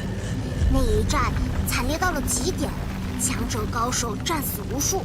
更不知道有多少元神级的大修士陨落，但最终大周皇朝胜了，大雷音寺从世间除名，天下3大圣地只剩下了太虚观与蜀山剑宗。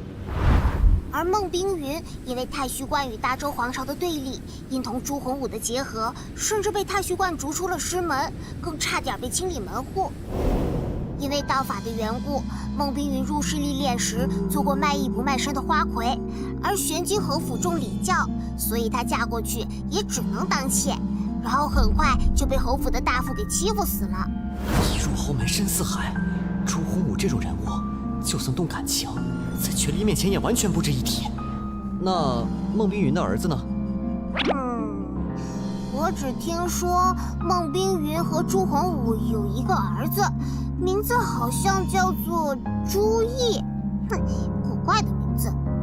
孟冰云死后，他过得更不好了，也不知道现在是生是死。这样看来，得尽快赶去大周了。别走，放我出去啦！在赶去大周之前，得先解决一件事。被饕餮吞噬后反哺到身上的火象精气，快压不住了，得马上把它化解。我选择现在就抽奖。第3次抽奖，第一目标是抽中一门火系道法，第2目标是抽中能化解体内火象精气的宝物。若能一举抽中火系道法，通过修炼，不但可以化解这些火象精气，还可以利用精气提升修为，一石二鸟。所以这次抽奖千万要给力呀！治疗火系伤害的话，投资系统有绛珠天霜丹。哎，这个好棒！火系道法的话，转盘里有一本烈阳战气，一本不动冥王诀残篇。哇，这个更牛！若是抽到绛珠天霜丹，也只能解决我的伤势，不能解决萧燕修炼的功法需求，所以还是选转盘系统吧。有2个目标，成功抽出的概率也会高一些。烈阳战气可修成7大真火之一太阳真火的根基烈日阳炎。修成旭日真火者，若能学习太阳真火法，便可修成7大真火之一的太阳真火。不动冥王诀上半部，大雷音寺秘传道法。自大雷音寺破灭后，已近乎失传，可修成不动冥王怒火，威力仅次于7大真火。不动冥王诀虽然只有上半部，但却比烈阳战气高档多了。可之后我带萧燕和小不点去大周天京城，万一暴露功法，会不会被当作佛门余孽受到追杀啊？虽然烈阳战气目前层次低了些，但胜在没有后患。就决定是你了。搞得好像我真能抽到一样。2选1概率虽大，但人倒霉喝水都塞牙，上次就没抽中。难道真的只能拼运气？等等，转盘系统似乎有规律可循。与真实的实物转盘不同，真实的转盘，人伸手转动，用的力量大小会直接影响转盘的转动。但是，虚拟转盘随我心念而转，我想它转它才会转。既然如此，它的转动会不会有固定的规律呢？上次抽安魂草时，转盘大约转3圈半。若规律固定，烈阳战气在数字9的格子里，那么这次我应该从数字18或1的地方开始转。一定要中啊！1圈、2圈、3圈，3圈了！我靠，半圈，半圈，停！停啊！系统，你故意玩我是吧？宿主是否立即启用不动冥王诀？罢了，好歹是部很不错的道法。等搞到下半部，他跟9霄天雷正法基本是一个级别。离开梧州城后得看紧情况，绝不能让消息走漏。现在最要紧的是把我体内的火象精气处理掉。宿主启用不动冥王诀，修习进度加载中。怎么回事？火系法力填满了我已经打通的7个诀窍。这个感觉简直就像是我从一开始就修炼不动冥王诀到炼气7层，一直以雷系法力对抗的火象精气，丝毫没有拒绝不动冥王诀的火系法力。他们渴望相融，居然就这样误打误撞地冲到了炼气8层，而且我身上的火系法力与雷系法力可以自如转换。只有境界很高的修士会突破瓶颈，才会兼修其他道法。但不同道法大多不兼容，强行修习只会影响修行。元神级巨擘以自身根本道法作为修行基础，其他道法只起辅助作用。但是我就不一样了，有系统在，别人看不穿我修为，我能自由转换自己的道法根基，无论学什么道法，法力水平都能立即提升。哈哈，搞定！小不点我们走，找你大师兄去。来啦！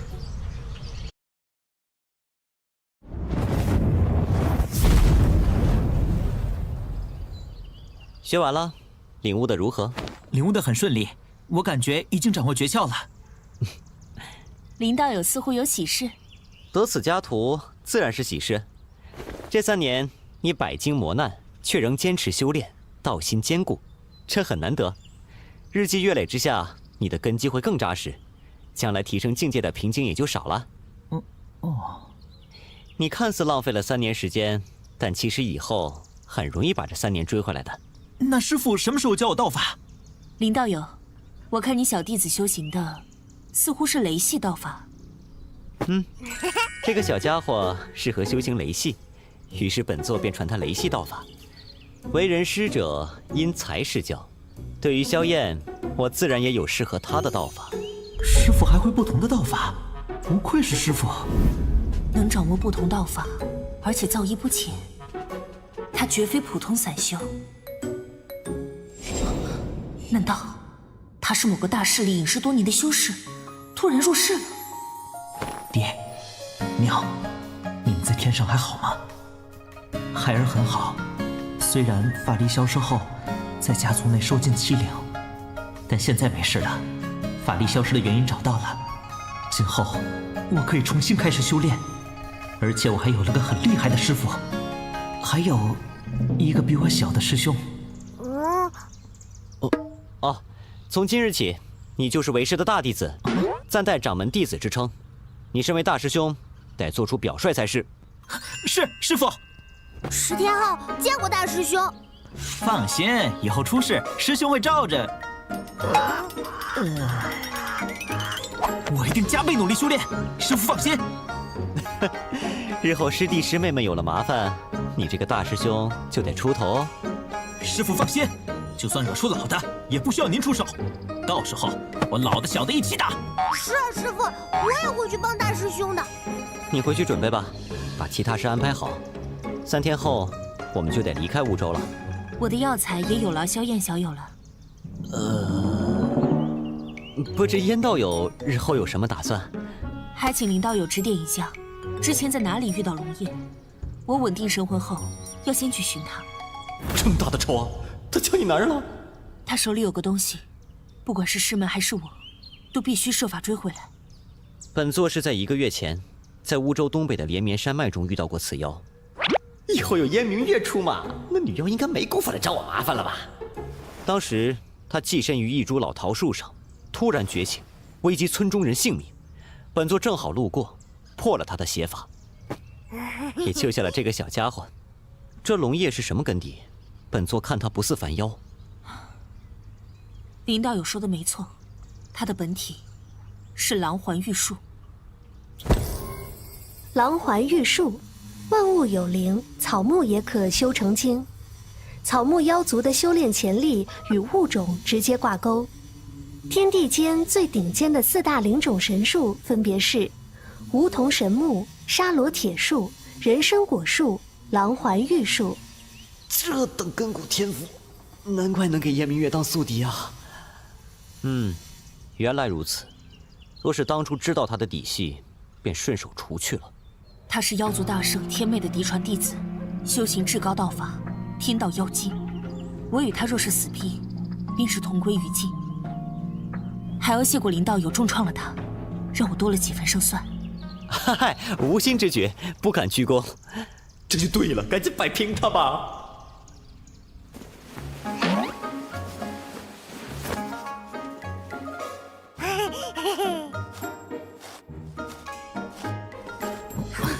谢谢师父。太好吃了！这2个个败家玩意儿！慢点儿，慢点儿！你们这么吃丹药，为师要破产了。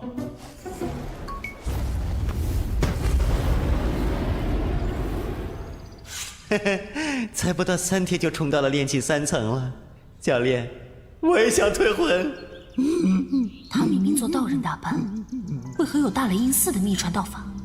是他本身是昔年大雷音寺逃亡的僧人，这番打扮只是掩人耳目，或者是无意中得到了大雷音寺破灭后流传出来的道法。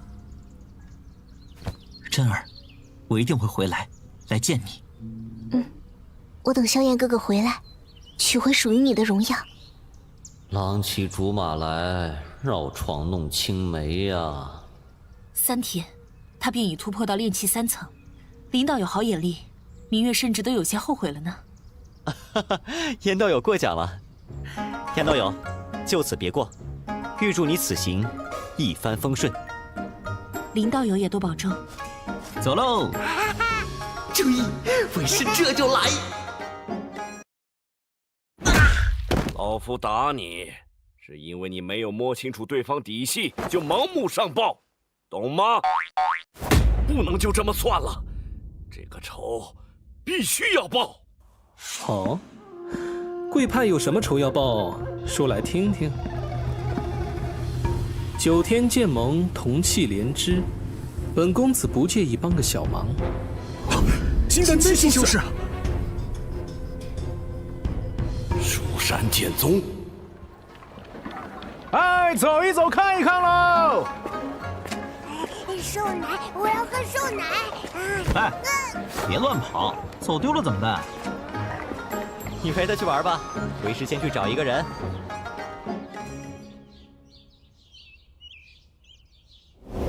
居然找炼气6层的人当家丁，这玄机侯府还真是有够气派的。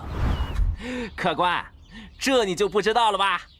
嗨，要说这人杰呀，都比不上玄机侯，文武双全，征讨四方，立下赫赫战功之后啊，又器物檄文，金榜题名。嘿嘿，这样的人物啊，才是真正的这个。发现目标，适合成为宿主亲传弟子。哪儿？天赋系统整理完毕，4号目标资料如下：根骨指数7，福缘指数10，悟性指数9，心智指数8。目标天赋极高，建议收入门下悉心教导，必为宗门栋梁。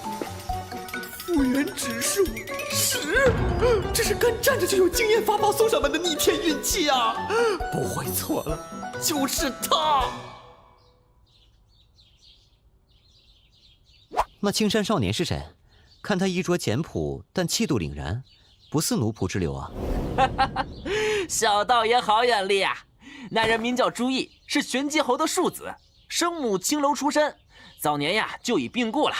啊，他学问不错，听闻准备参加恩科和会试呢。前些天呀，我听说他要去城外青阳山给他母亲扫墓，然后在寺庙里借住几日，以便专心备考。就是这个。多谢了。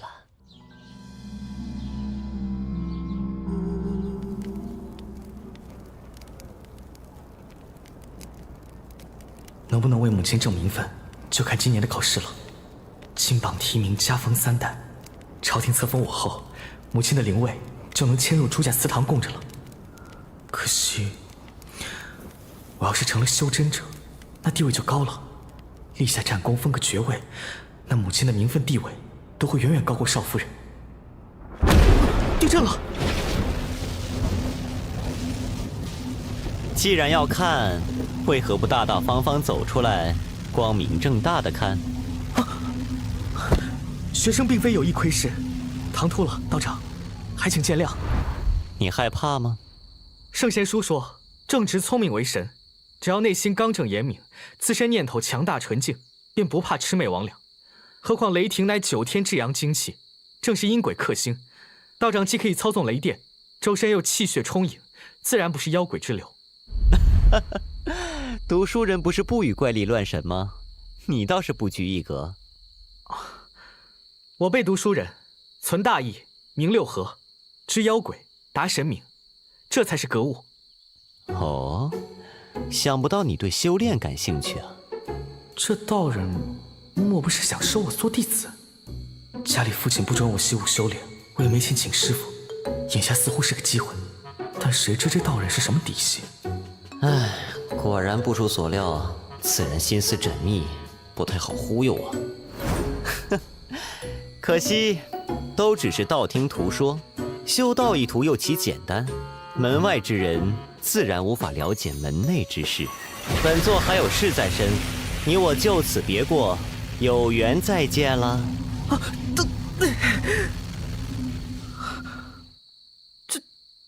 就这样走了？我当那位道长有收我为徒的心思，原来是我想太多了。那道人看上去年轻，却不知真实年龄几何。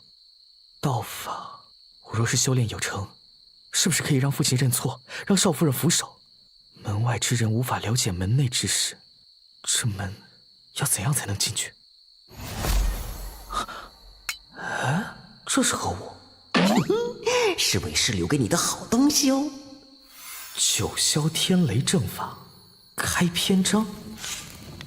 糟了！唉，刚刚逃的旧书，竟然就这样没了。哎，地藏真经，这是一部佛门道法。我方才还在苦恼如何入门学道，真乃天助我也。这个也行，这不是他刚刚出城前在旧书铺里逃的吗？满之为实的福缘，实的福缘。我去年买了个表啊。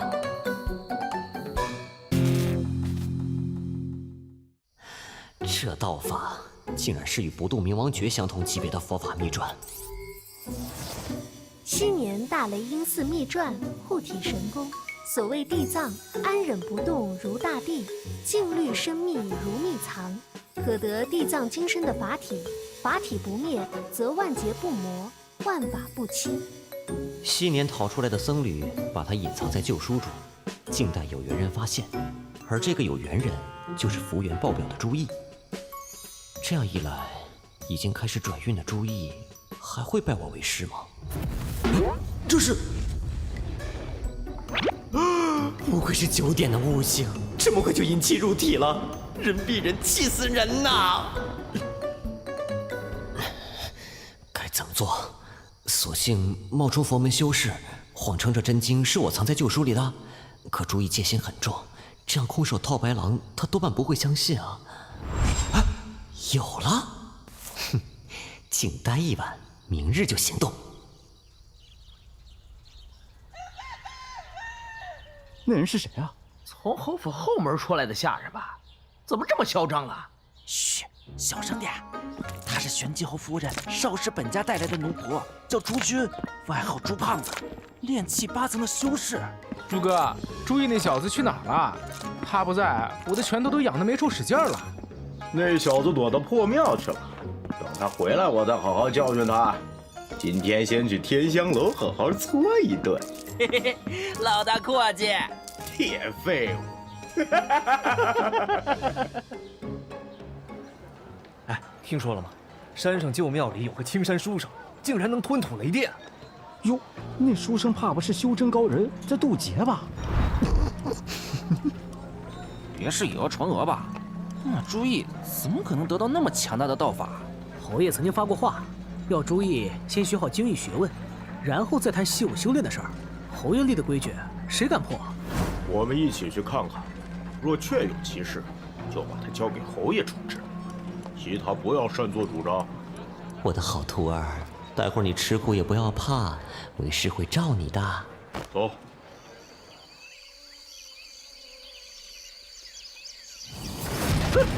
把道法交出来！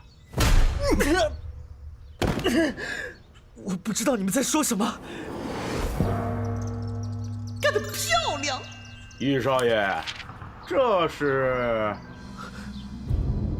我不清楚，为何我的火盆中会有这么一件东西。既然如此，东西我们便收下了。到时候上交给侯爷，再请他老人家处置。侯爷，只是易少爷，你我一同发现的这东西，少不了一起走一趟喽。绝不能让他知道我偷偷修炼道法。哼，轮到我登场了。糟了，有人来了，先撤。就是这个书生，什么情况？啊？所以说老子最恨意外事件。你们是什么人？为何找我？易少爷，你这是在哪里惹的麻烦？莫非欠了人家赌债？聒噪！除了这个书生，其他周狗都杀了。是。你这厮知不知道？不过一只苍蝇也敢叫嚣？你说什么？我们可是玄机侯府的人，你敢动本大爷一根指头，灭你满门！灭我满门？我满门亲族早就死在你们周狗手上了。玄机侯那老贼的手上沾满了我国人鲜血，今天便先找他儿子付点利息。雪花，你们是雪峰国余孽，你们是烈风会。我只是一个不受重视的庶子，这要拿我当人质，你们找错目标了。哼，我当然知道你不受那老贼待见，但你从小在那老贼府中长大，府中布局还有守卫排班，想必都很清楚。动手！是。该死！别留活口，我们的行踪不能泄露。是。镇住！这个胖子还有用，不能让他死了。先用传音经通知一下徒儿们吧。不过这经师虽然方便，但也忒贵了，肉痛。小燕子，带着你师弟到城西青阳山跟为师会合。放心，我们很快就到。小燕子这是怎么了？这两个皮猴，可千万不要出事啊！算了，先解决这边。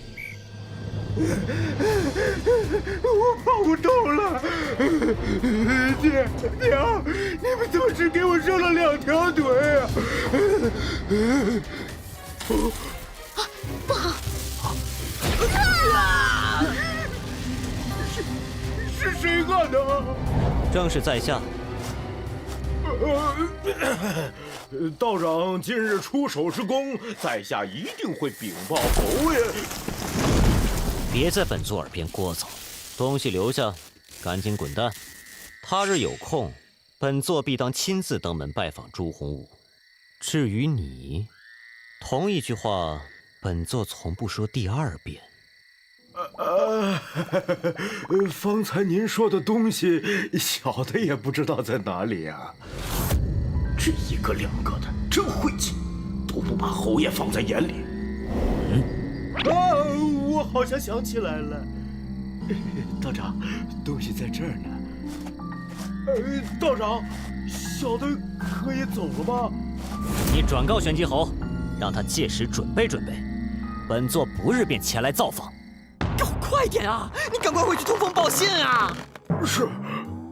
方才他从我手里接过东西，却感知不出一点他的修为，难道真是世外高人？管他的，先禀报夫人。该死的，下次可别落在你家胖爷手上。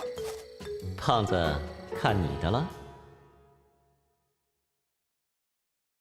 朱毅再不得宠也是亲儿子，掳走他的还是雪峰国彝族。所以玄机侯府必会来寻，只希望侯府的救兵能再快一些吧。幸好留给朱毅的那枚晶石还没有暴露，他们往东边的群山移动了。得先回青阳山跟萧燕和小不点他们会合。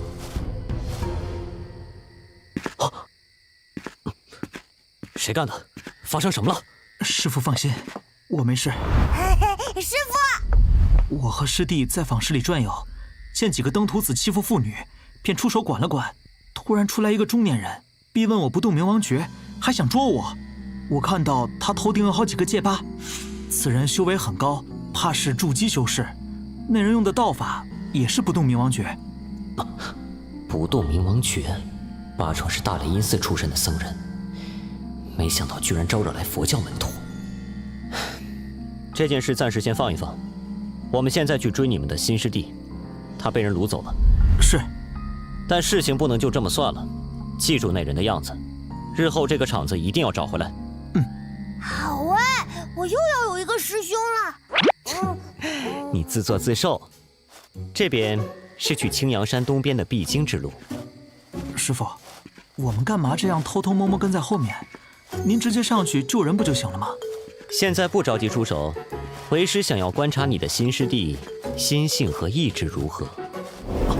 对了，小燕子啊，你们遇到的那个和尚，他可修炼出不动明王怒火？我不确定。巡城兵马将那和尚围住了，他发出一道恐怖的青焰，才杀出重围的。寻常火系道法炼成的真火都是橙黄色，按不动明王诀道法记载，不动明王怒火是乳白色的，可那个人发出的火焰却是青色。他所修道法应该是不动明王诀没错，但并不完整，应该是缺失了最重要的开篇总纲。师傅，我修的也不完整，您什么时候把下半部传给我？贪多嚼不烂的，把现有的先学好再说。动我徒弟，抢我功法，贼徒！咱们看到底谁抢谁。贵苦还没来会合？还没有。我们别等他了，总是这么不守规矩。就算出身带来阴死又怎样？不怎么样，只是比你们都强。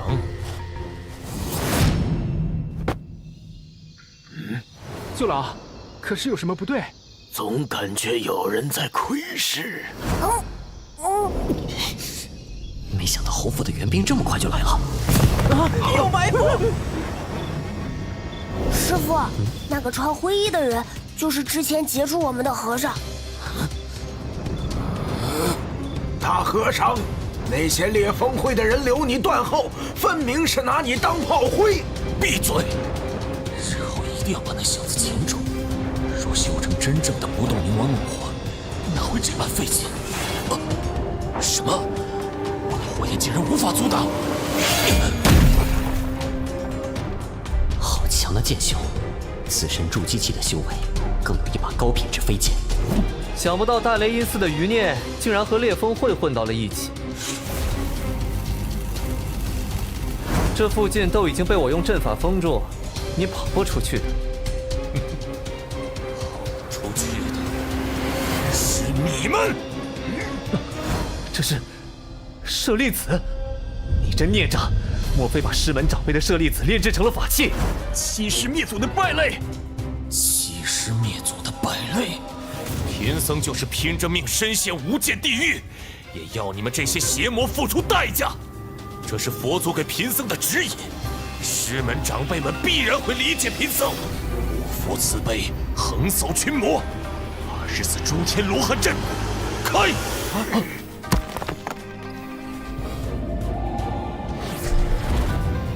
这每尊罗汉的法力波动都可以媲美筑基期修士了，这法器也太猛了！我佛慈悲，回头是岸。可恶，竟然是精神攻击！我有罪！少啰嗦，给我死！这罗汉相剑如此坚固，好脱离，剑龟，怎么回事？不好对付啊！保萧衍、救朱毅都要过他这一关。想要制裁这秃驴，得先找到他的弱点。小燕子啊，过来。等下，你这样。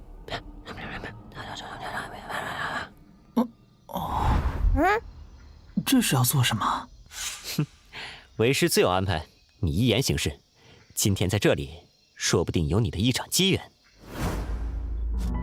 是他，真是踏破铁鞋无觅处，得来全不费功夫。无论如何都不能让这小子跑了。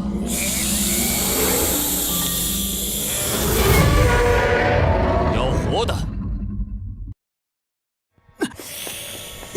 若那和尚驱使法器玲珑对付你，别在原地纠缠，往远处山林跑。果然，24罗汉只能在佛光覆盖范围内活动，大和尚自己也不能离开佛光范围。就是不知布阵的那24颗舍利子是否缺一不可，只要少了一颗，阵法是不是就无法维持下去了？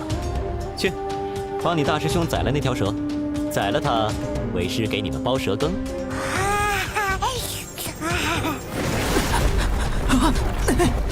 这家伙盘起来跟座小山一样，速度却这么快。师兄，这里！我来试试你的厉害。嘿嘿，打蛇要打7寸，你个头再大，我也能摸准你的7寸所在。哎！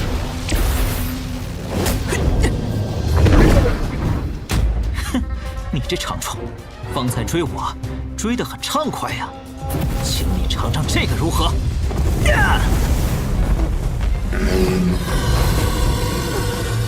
两个臭小子还真狠，这场战斗应该没什么悬念了。不对，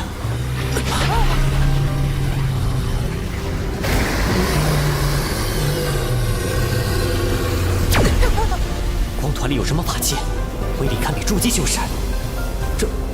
这法器受过损伤，以蛇养气，让法器尽快恢复；以气助蛇，让巨蟒更加强大。那大和尚当真是打好的主意。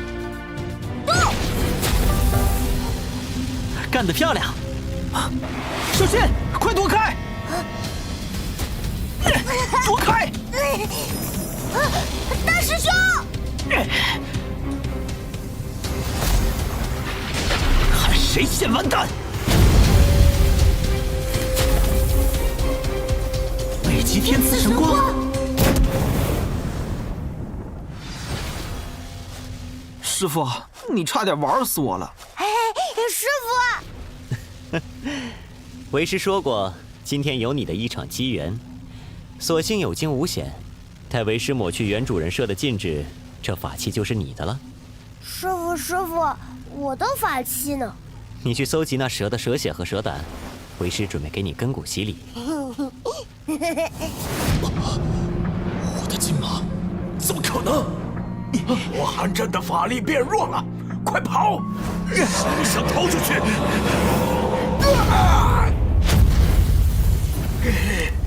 不行，要回去找更多高手，才能降服此疗。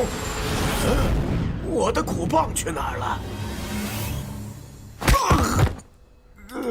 我看到星星，我看到月亮。都看清楚了吗？头顶百会穴向前或向后1寸的位置，击打后可让人迅速昏厥。师傅，这不就是敲门棍吗？师傅，让我试试。是归是，有点分寸啊，别打死了。为师一会儿还有事情要问他呢。造孽呀！哦，对了，先查一下会苦这个法器。这个法器似杵非杵，似锥非锥。法器惊雷禅，仿制品。原来不是受损宝物，而是仿制品啊！哼，竟然能扛下北极天磁剑全力攻击，防御力杠杠啊！哼，到了我手里，可没有还回去的道理。在他找来之前，得尽快将法宝带走。既然是佛门护法神兵，法器里会不会藏有玄机？解析完成，神通名称小轮回诀。果真有玄机，白捡一个新技能。师傅，蛇血和蛇胆取出来了，来得正好，借一点蛇血给我。筑基期法器惊雷禅炼制成功。成功了，小燕子，这个给你了。谢谢师傅。师傅，我也想要一件筑基期法器。你不是挺喜欢你那个榔头吗？为师待会儿帮你修好它。现在先干正事啊！刚刚没注意，小不点玩榔头的时候把他打得有点狠啊！嘿嘿，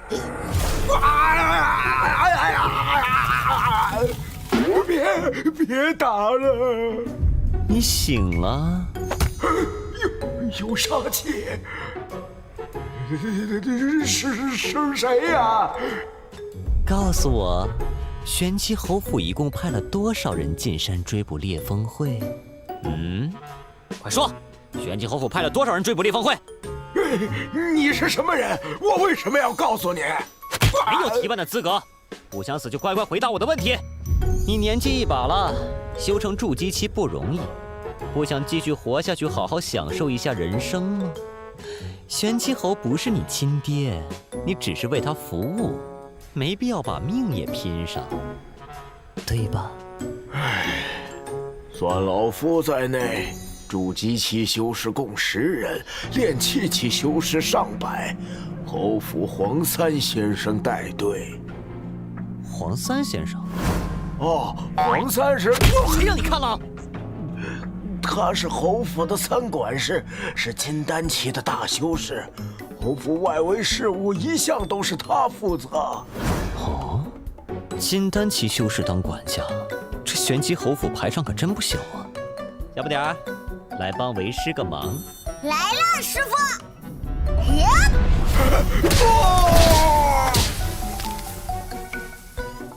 这老家伙，好东西还真不少啊！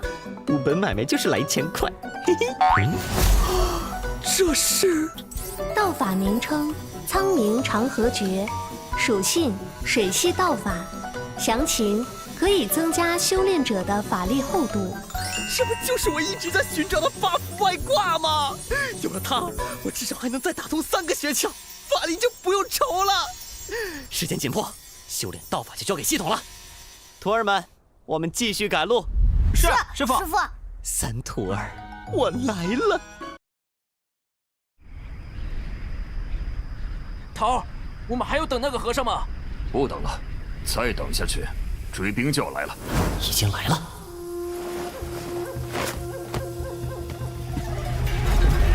消失了。进去吧。下面居然是一座地宫，这地宫到底是什么鬼地方？污浊之气和灵气混合在一起，都感应不到朱毅身上的晶石了。恭喜宿主触发随机支线任务——黑云地宫。是吧？手头的任务都没完成呢，还来新的，恭喜你个头啊！黑云地宫任务背景：地宫本是100年前散修黑云真人的洞府，黑云真人昔日开辟洞府，竟不慎打通虚空，使地宫最底部与幽冥血河相连接，黑云真人遭劫陨落。任务目标：获得黑云真人遗失在洞府深处的本命法器黑云旗。任务时限7日，未完成任务作废。哎呀，未完成作废啊，还好还好。那个黑云真人是指金丹期修士喽？天元大世界有些约定俗成的规矩，金丹期修士可称真人，元婴期修士可称真君或老祖。啊！能让金丹期修士陨落的幽冥血河，我一个炼气期的太极怎么可能搞得定啊？这地宫非比寻常，你们跟紧为师，千万不要乱跑。好的，师傅竟然如此认真，看来这地宫确实要万分小心。反正支线任务可以作废，不去做也死不了，大不了不做了。头儿，这是哪里？这里是我们在大洲腹地的秘密基地，隧道里面有可以传送出去的空间法阵，是一条撤退路线。都注意脚下，这地宫深处怕有什么东西。进去探查的兄弟没有1人回来，全部失踪。走快点，前面就是我们的空间法阵了。和先前穿过的隧道不同，这是新开凿的隧道，前面就是烈风会的传送阵法。再在这里等一会儿，魏谷他们若是仍赶不上，我们只有先行一步了。是，别人赶不上不要紧，我们赶上就好。都给我留下吧！烈风会在这里经营多年，岂容你们放肆！可恶！受死吧！叫你看看我们五行宗的手段！逆行封魔阵！该死，我撑不住了！怎么这样慢？6个对付1个，还要这么长时间？叶少爷，我来接你回家。敢问尊号？我姓黄，很多人习惯叫我黄三。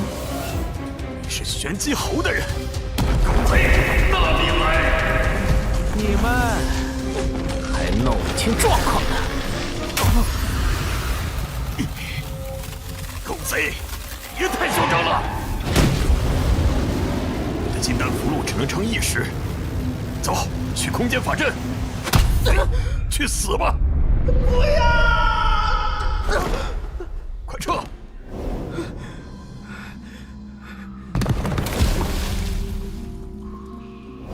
哼，这些老鼠倒是贼话。可惜那些法阵早就被三爷我动过手脚，你们就死在虚空乱流和空间裂缝里吧。天可怜见的哟。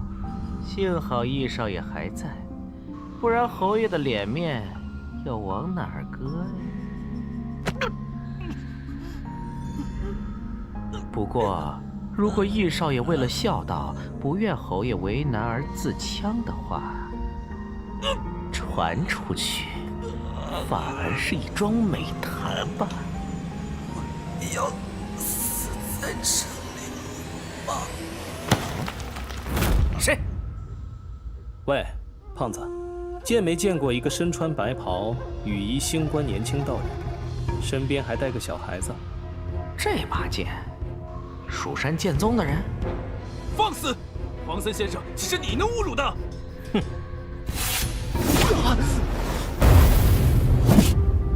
你好大的胆子！哼！斩虚破空，蜀山少泽剑气果然名不虚传。但你耍威风耍错了地方，你杀了玄机侯府的人，就休想活着离开大周。兵锋天下，万里飞霜。这话朱洪武可以说，但你算什么东西？更何况，就算是朱洪武，我总有一天会超越他。这不是少泽剑气，是蜀山六脉剑气中最刚猛霸道的少商剑气。竟然同时掌握了2种剑气神通，万载冰封，无可撼动。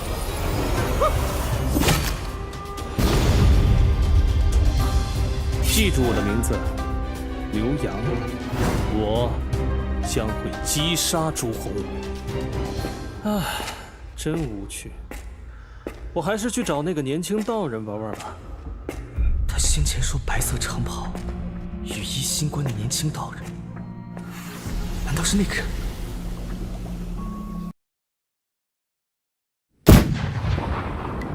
裂缝规则搞什么呀？空间裂缝都炸出来了，把老子传送到幽冥血河，难道我真的要去做支线吗？当务之急还是先把朱毅弄到手吧。这血河真水会侵染法力，你们离远些，不要沾上。是，师傅。师傅，何事？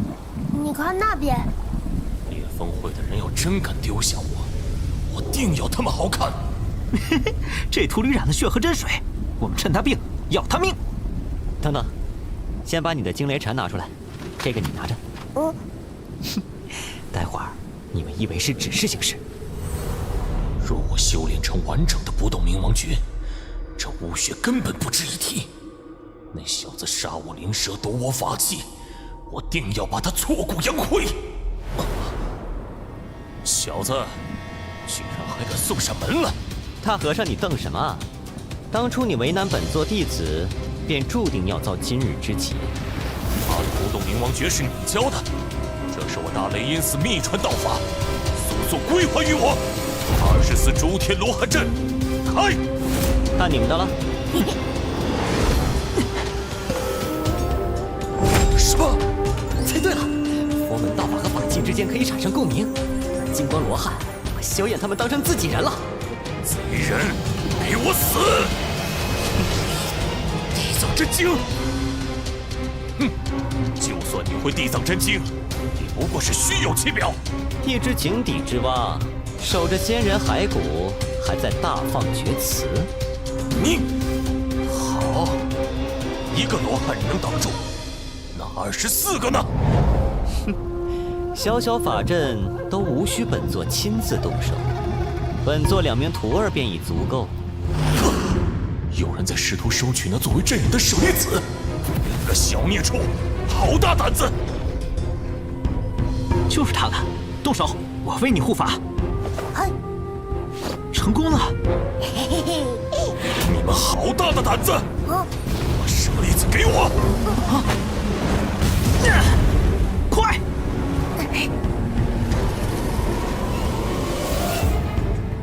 ！24诸天罗汉阵就此告破。师傅，其他舍利子我也挖来了。贼牛鼻子！贫僧注定要下地狱，但走之前必然要拉上你这邪魔歪道一起。不好！邪魔，和贫僧一起下地狱吧！天赐神光！地宫内的灵气已经紊乱，要小心了！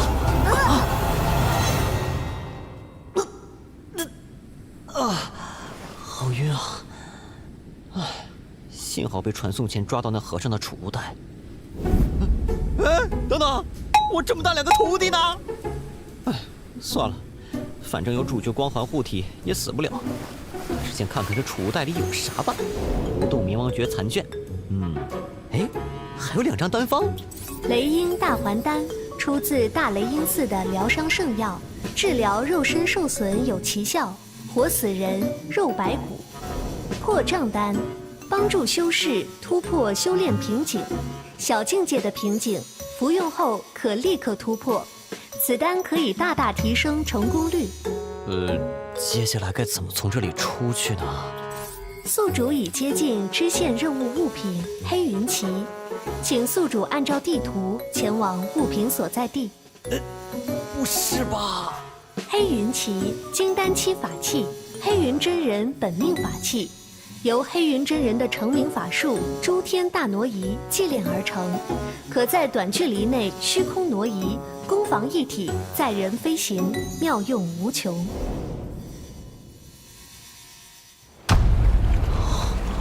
看来这就是系统说的黑云旗所在地，幽冥血河了。好重的血腥味儿！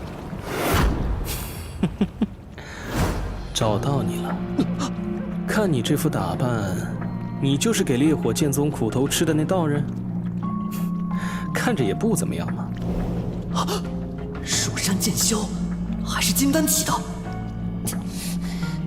天不作人呐！短短几个月，3大圣地的弟子被我撞了个遍。不是说你还带着个小孩吗？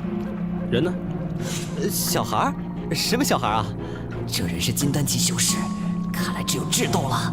别装模作样，就是你当初跟烈火剑宗的人交手时，身边带着的那个小孩。在下只是个炼气10层的修士，怎么有胆子惹烈火剑宗呢？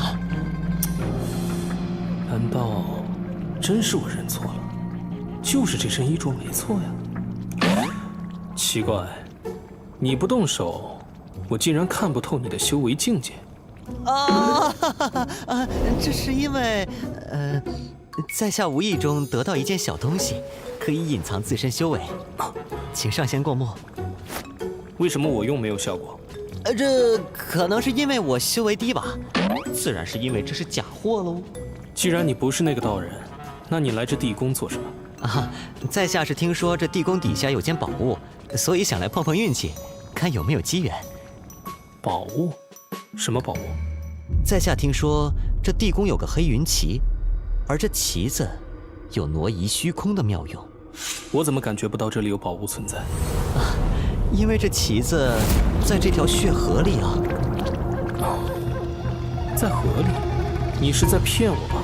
你先下去，我看看。上仙明鉴啊，这条血河至邪至祟，在下这点修为下去就是送死啊！哼，要是这下面没东西，我就让你后悔从娘胎里生下来。不敢不敢。这是我前日斩杀一名魔修时从他那里得来的法器，而这法器正是用这幽冥血河中的巫血祭炼而成，所以这水是奈何不了我的。这厮修为颇高，还有这等魔道法器在手，若非有心算无心，我今天算是死定了。你看，这不就……你笑什么？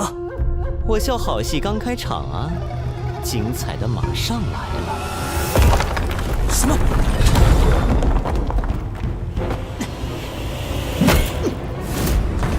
怎么回事？怎么挣脱不了？所料不差，黑云真人的遗骨和法器就是阵眼，压制着幽冥血河。拔出了黑云旗，这幽冥血河就会喷薄而出。乌那道人，受死！朋友，你真是个好人呐！要不是你，我还头疼如何再次振奋这幽冥血河呢。真是谢谢你啊！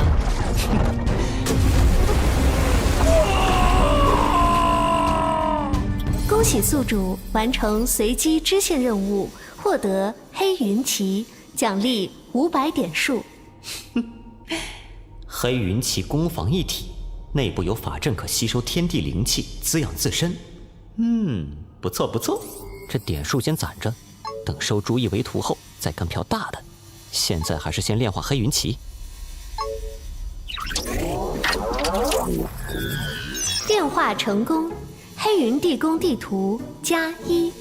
哎，这黑云旗居然还能显示黑云地宫的地图，把精神与黑云旗互通后，能否确定朱意他们的位置？哎，有了！朱意和小燕子他们居然在一起，他们周围有没有别人？这么多，得赶快过去了。这么小就炼气7层了，好苗子呀！小朋友，找到了，你叫什么名字？哎，叔叔爷爷你们好，晚辈于浩有礼了。旁边这位是我堂兄于燕。小朋友，你姓于，难道是大秦皇朝于氏家族的子弟？是啊。您认识我家的人？小家伙还挺聪明。如雷贯耳啊！可惜无缘碰面。大秦皇朝4大家族之一的于氏家族是霸主级势力，于家的人可不好抢啊！哎，你们怎么会在这里呀？我和族兄一起出来游玩，远远望见山洞便进来看看，谁知出不去了。老爷爷，你能带我们出去吗？哎，大秦使节团确实在前几日到了天津城。这孩子难道是跟着长辈过来的？哦，不对，有问题。你修炼的是雷系道法，而你堂兄修炼的是火系道法。啊！于家的水系道法玄冥诀举世闻名，你2人为何不修家族道法？我师父传我什么道法，我就学什么道法了。一派胡言！你若真是于家嫡系弟子，怎可能另拜他人为师？因为他师父比于家更强啊！弟子见过师父。阁下口气不小，敢问是哪方得道高人？之前险些失之交臂，原来你竟是冰云的儿子，都长这么大了。你竟然识得我娘亲！本座当日前往青阳山，便是到坟前看望故人，无意间遇见你，却对面相防不相识。之后问那庙里的老僧，才知道你是冰云之子。你能时常记得去为你母亲扫墓，这很好。虽然世人皆已忘了孟冰云，但他总归在这世上留下了最宝贵的东西。虽未曾听母亲提过道长，但母亲过世多年，道长仍能记着他。朱意在此，代母亲谢过道长。本座昔日曾答应过你母亲，若你愿意，本座可收你为衣钵传人。此后，本座将授你道法，助你踏上仙途，逍遥长生。朱意，你可愿意？朱公子择何人为师，日后走何种道路，过何种生活，自有侯爷为他安排。别说孟冰云已身死道消，便是他还活着，也就是个妾室，无权干涉侯爷的决定，算什么东西？我劝你啊，速速离去，否则惹恼了玄机侯爷，天下虽大，也没你容身之地。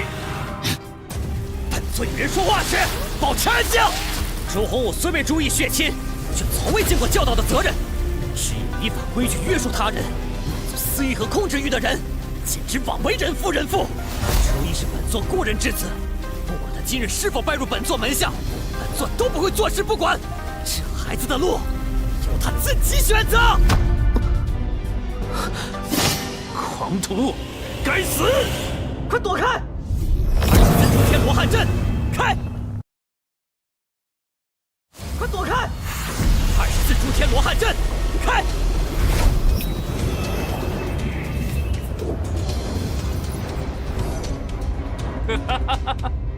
还当你有多大本事呢？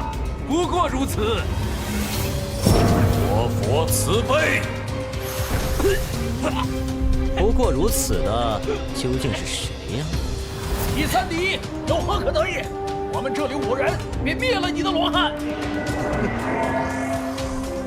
现在还想灭了我的罗汉吗？不要慌，这应该是个阵法，突入法阵范围就好了。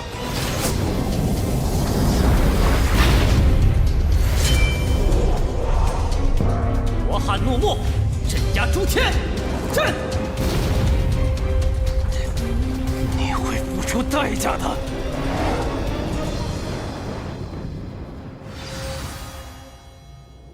通风报信，正好来个祸水东引。师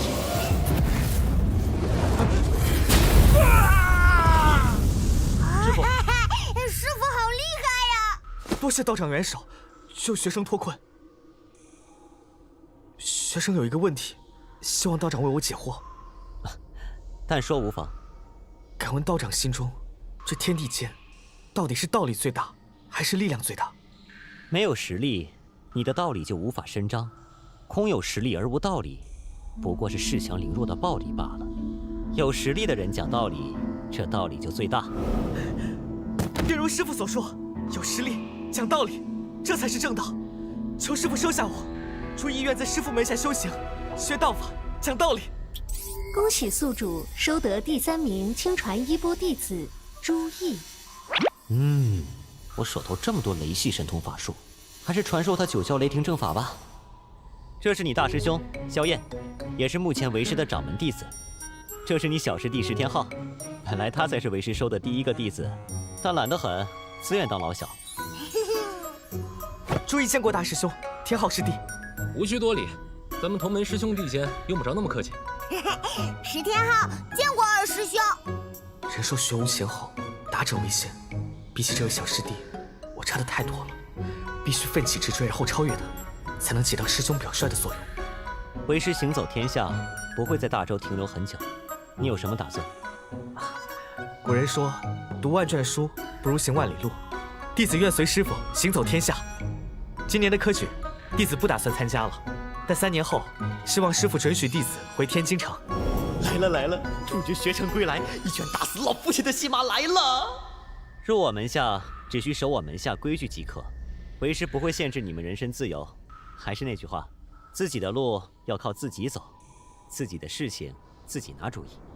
弟子明白。好了，我们走吧。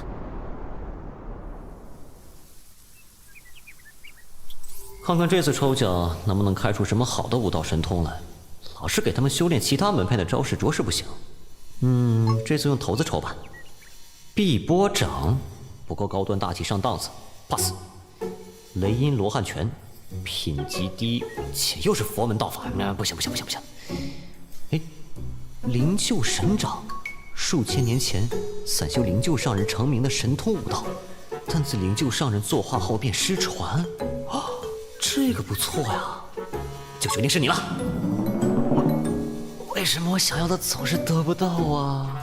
哎呀，又抽出神秘箱子，不知道这次能开出什么来。物品名称：九转炎魂丹。神通名称：无方飞剑。居然有一本武道神通，我还是很欧的嘛。这丹药也不错。物品名称：狼环玉树叶。还有一个是狼环玉树叶。狼环玉树叶，我要这么个东西做什么呀？狼环玉树不是龙叶那个女妖的本体吗？你要这东西无用，不如送给我吧，好不好？萧燕，是从我的剑中传出来的。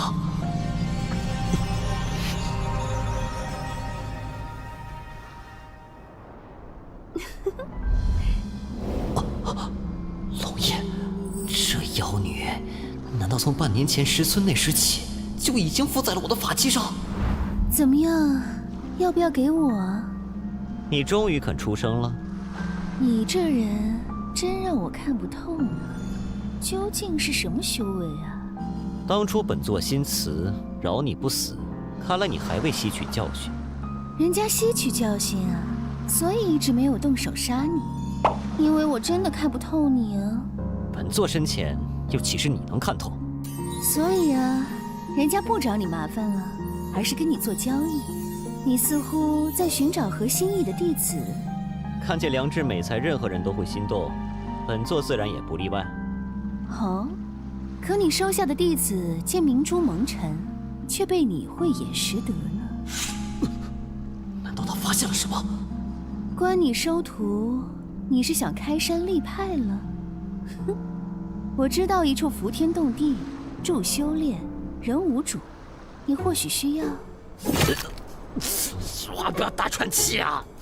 只是这样还不足以打动我。你这人，想加价你就直说呗。我先用这石笛换树叶，再告诉你洞天所在，由你亲自验证，这样你不会吃亏，如何？这机器是太虚观，这就是燕明月要找的石笛，但我不知它有何重要意义。这交易你可愿做？这妖女怕是想利用我牵制燕明月，但你有你的算法，我有我的计划。得到狼环玉树叶后，你会怎么做？燕明月要重回太虚观，我自然也有我要回的地方。我已经说过，没有要找你麻烦的想法了。为你自己好，你说的最好是真的。你的交易我接受，成交。先不管石笛有何玄妙，眼下最重要的是去找最后一个徒弟。但愿能顺利完成，一定会顺利的。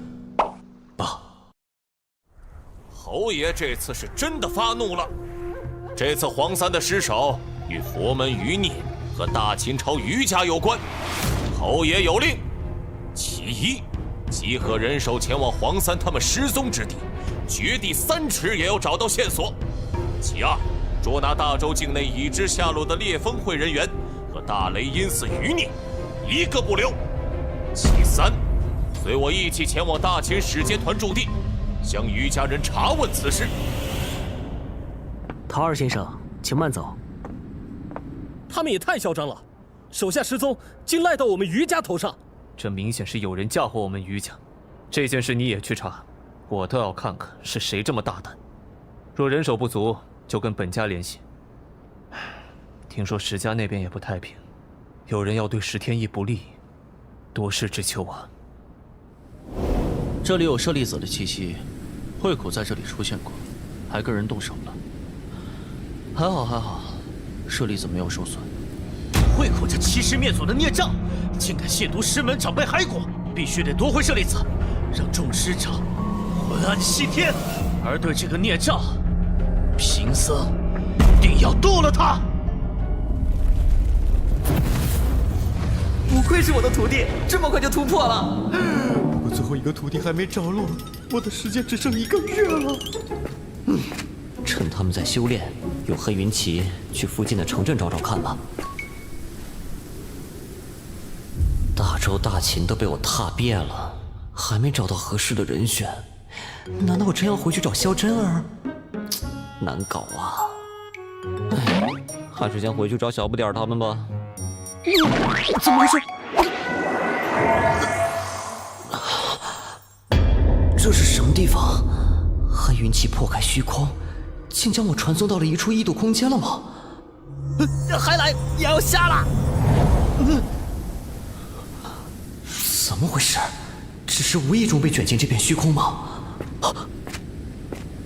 老夫乃玄道宗朴为子，阁下是何人呐？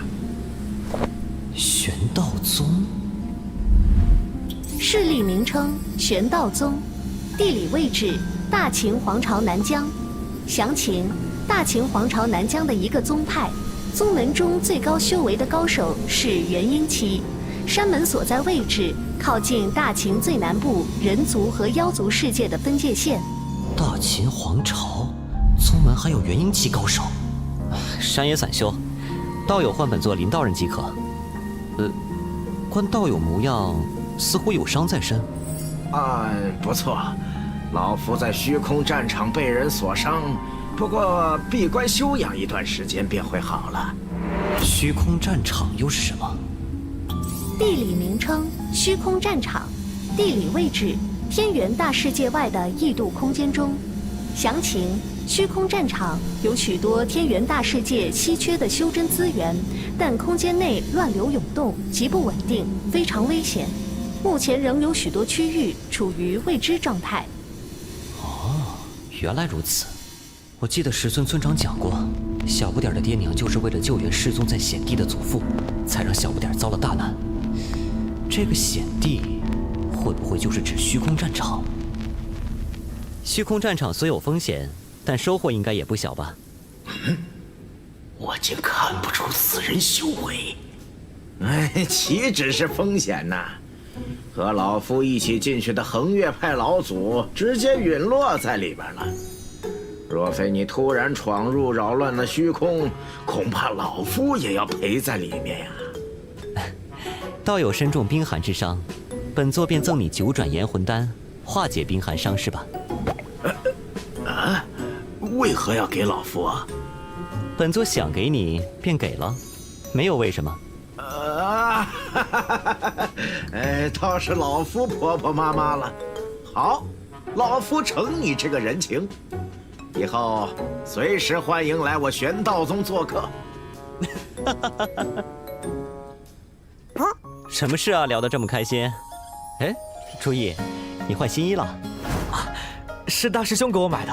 师傅啊，我们听说附近的横越派开山门收徒的时候，有个人没通过考核，不能入门，就跑去跳崖了。他跳崖后不久被横越派的人救了，破例收为记名弟子。你们刚才说的这个人，现在在何处？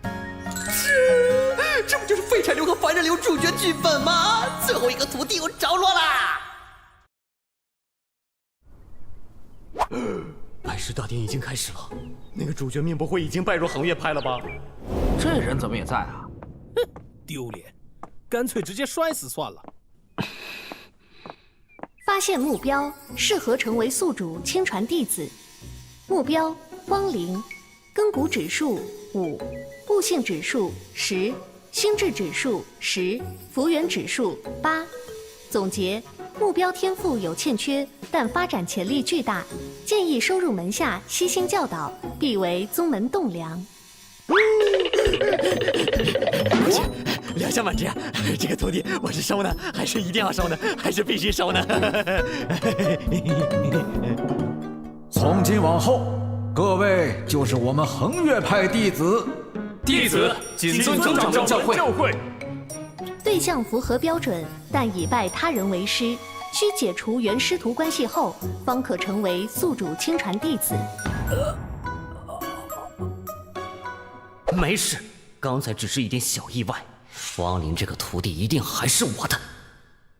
汪林，你这种人简直就是我们横越派的耻辱。没错，你有本事再自杀一次啊！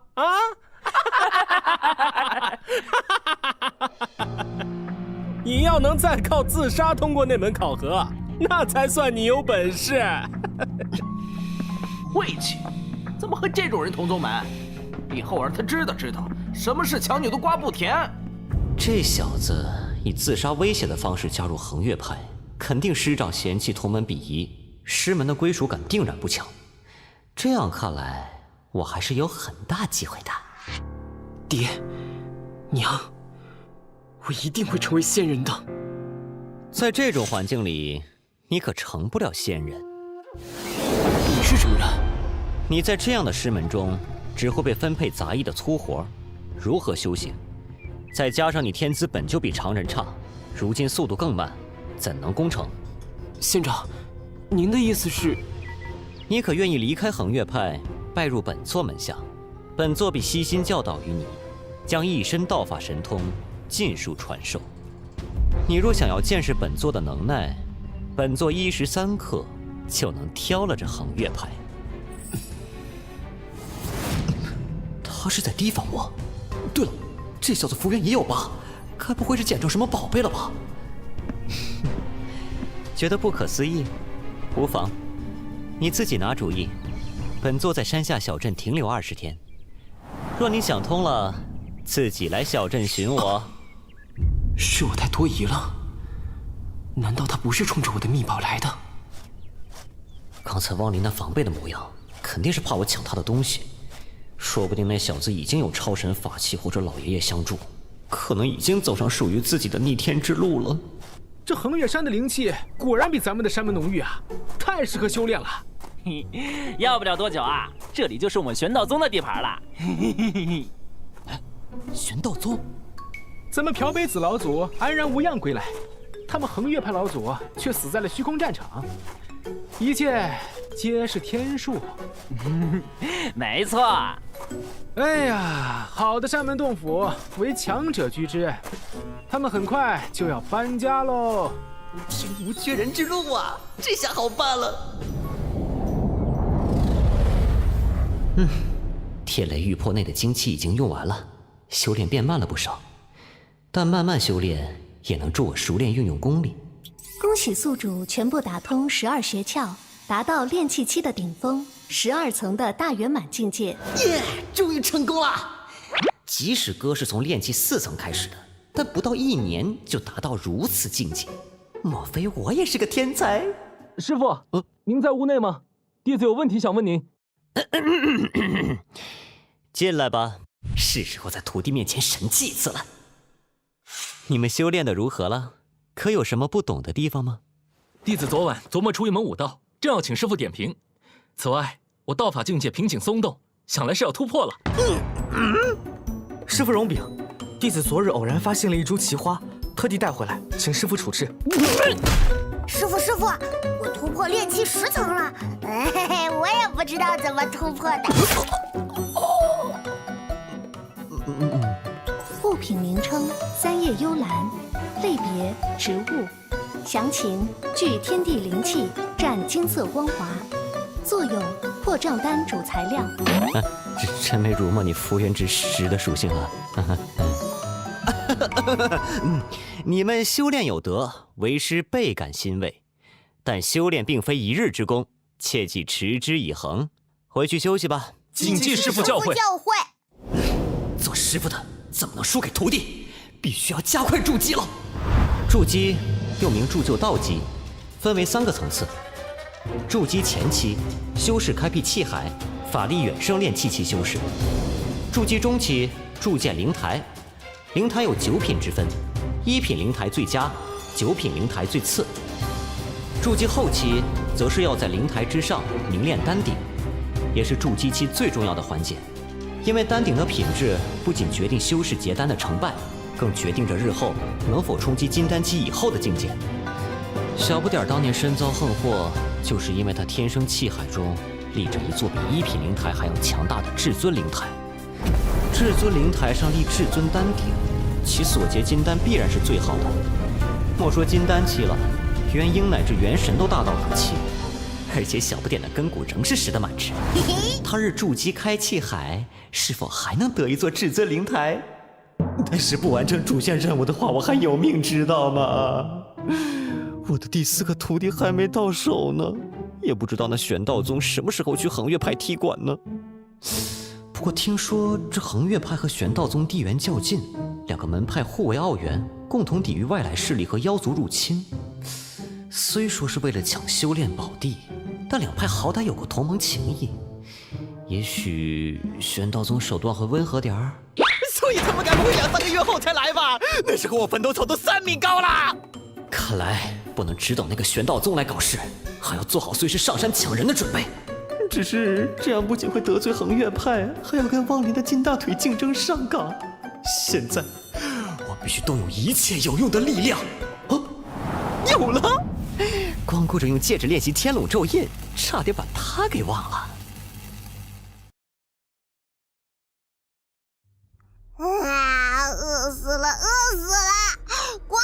就算了，好歹给我弄点吃的呀。所以你来干什么？哎呀，咱们认识时间也不短了，还不知道你怎么称呼呢？我干嘛要告诉你？有好处啊，比如说吃的东西。真的？真的，不过前提是你必须说真话。要是敢糊弄我，你知道后果。我家村村现在告诉你了，能有吃的了吗？吃吧。太少了，还不够塞牙缝呢。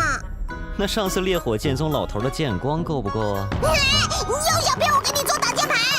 但不用这种方法，你的小肚子又要饿得扁扁的了。你也不想挨饿吧？好吧，我答应你。这下就有个大帮手了。刚才那个大蜈蚣是朝那儿去了吧？上面好像还有人呢。估摸着蜈蚣能有100米长短呢。那个方向是恒月派所在，莫非是玄道宗的人已经到了？哈哈，果然是去恒月山的，应该是玄道宗那边的比试要开始了。嘿嘿，王小徒弟，为师来找你了。道友，你们恒月这一次出了不少有潜力的苗子呀。哪里哪里，道友远道而来，请先稍作休息。不用不用，事不宜迟，我们马上开始比试吧。这么迫不及待，看来玄道宗胜券在握呀。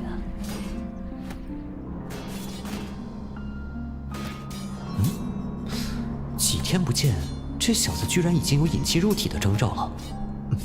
不对，这个人也只有炼气8层的水平。看来这汪林是得到某种奇遇了。太慢了，你们恒月派的弟子一起上吧，我一人足矣。居然如此狂妄，这不合规矩。这次咱们就一人定输赢吧。你们恒月派弟子中，若有人可以坚持10秒不败，就算你恒月派赢。不过嘛，得附加一个彩头。若我玄道宗获胜，我宗要你们恒月山500年的使用期限。来了来了，开始恶霸抢地了。道友，你是在开玩笑吗？你以为那弟子真能一人赢我恒月派的所有弟子吗？把符箓解开吧。他居然瞬间长到炼气大圆满的修为，他手上的符是元婴期修士才能制成的。难道说他们老祖回来了？没错，我玄道宗朴北子老祖从虚空战场回归了。他带回了消息，你恒月派2位老祖全部陨落。看在往昔交情上，玄道宗不会巧取豪夺，就通过比试决定恒月山的归属吧。若再无人上前，就是我们玄道宗赢了。我们最高修为的弟子才炼气10层，怎么可能打得过啊？这下完了。若非我赠药助玄道宗提前上门，这场比试或许会成为主角汪林的翻身仗，可惜可惜了。嘿嘿。既然无人应战，那这场比试胜者就是我玄道宗了。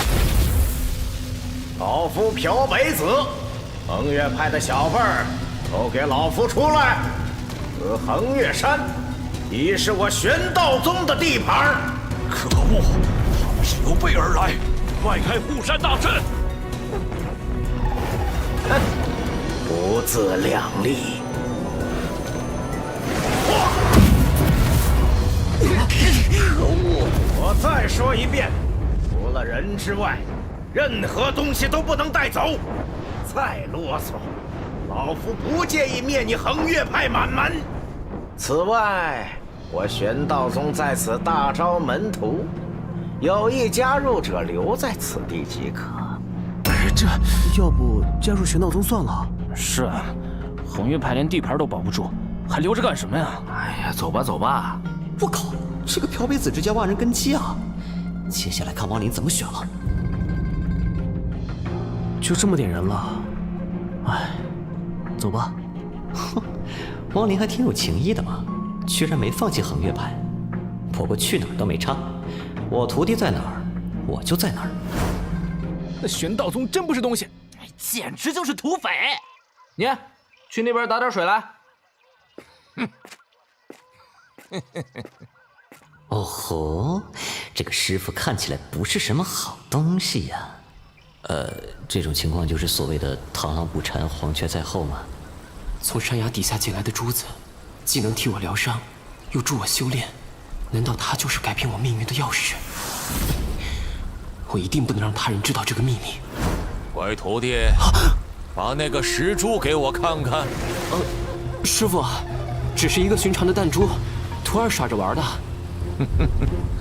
还敢骗我？你这么差的资质，还能引气入体，肯定有什么好东西。敢跳，是时候让我这个准师傅登场了。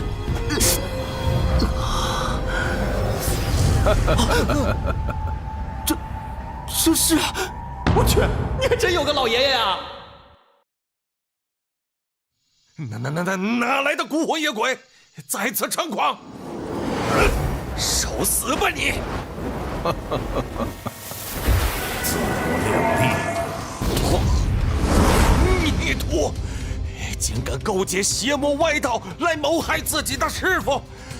我今天就逐你出师门！目标已解除原有师徒关系，宿主现在可以收该目标为徒。不是吧？这么简单？待我禀明2位金丹期祖师，定要将你和这魔修一起诛灭，清理门户。你觉得自己还有命回去？你要干什么？不，等等！法力完全使不出来。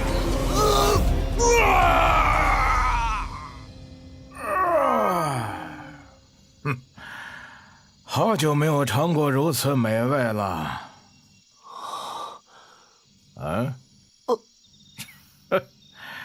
看什么看？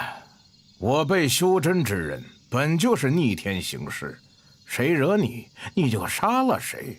可惜你那无用师门被人夺了山门赶出来，像丧家之犬一样奔逃，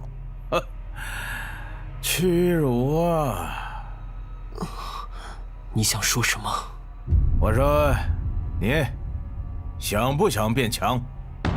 老大的，这老鬼不仅抢我生意，还抢我台词。你能让我变强？你能传我道法神通？你随我学道，不出10年便可功成名就。到时就连今日的元婴期修士也不会放在眼中。不过修仙路上要受万般苦楚，你可能忍受？什么苦我都能忍受。真是半路杀出个程咬金呐！只能趁现在强抢了。等等，这老头不对劲，这亡灵在其他人眼中就是个废柴，这老鬼又不像我一样有系统提示，干嘛那么积极收他为徒啊？一定有古怪。此处不是说话的地方，老夫先带你去个隐秘之处。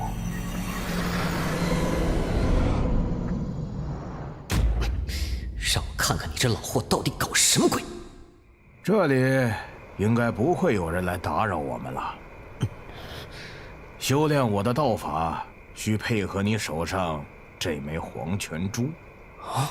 你根骨较差，基础也弱，想要尽快提升实力，只有一个办法，就是老夫以灌顶之法帮你突飞猛进。灌顶？待会儿你用身心与手上的黄泉珠沟通，来引动它的力量，同时对老夫敞开你的识海，方便老夫为你灌顶。双管齐下，双方力量联合，方可让你脱胎换骨。前辈，您为什么要帮我？老夫大发慈悲帮你一把，你倒还拿捏上了。谢谢前辈的好意，但还是不劳烦前辈了，还请前辈送我回去。不识抬举的小子，你知道你在说什么吗？无功不受禄，晚辈天资笨拙，修为低微，恐无法报答前辈的大恩。这就由不得你了。老夫想省点时间，既然你小子不识抬举，那老夫只好再费点事情了。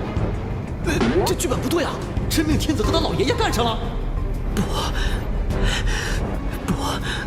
不能睡过去。有什么办法能保护我？求求你，黄泉珠，回应我吧！糟了，老夫的秘密被这小子发现了。当年那一战后，老夫肉身尽毁，神魂重伤，只能依附在黄泉珠中。本想借此炼化黄泉珠，却差点被他炼化。又是这小子在捡到珠时，手部伤口的血滴落在上面，无意血击了此宝。还好他修为低，不能完全驾驭。若能夺舍这小子，老夫就能重新获得一具肉身，更能彻底炼化此珠。原来不是老爷爷，而是反派啊！敢欺负我徒弟，不知死活！好冷，好冷啊！爹，娘，我要死了吗？孩儿不孝，不能回去看你们了。那时候，要是跟着那个道长走，是不是就没有今日之祸了？老鬼，你本座滚开！你本座弟子远点！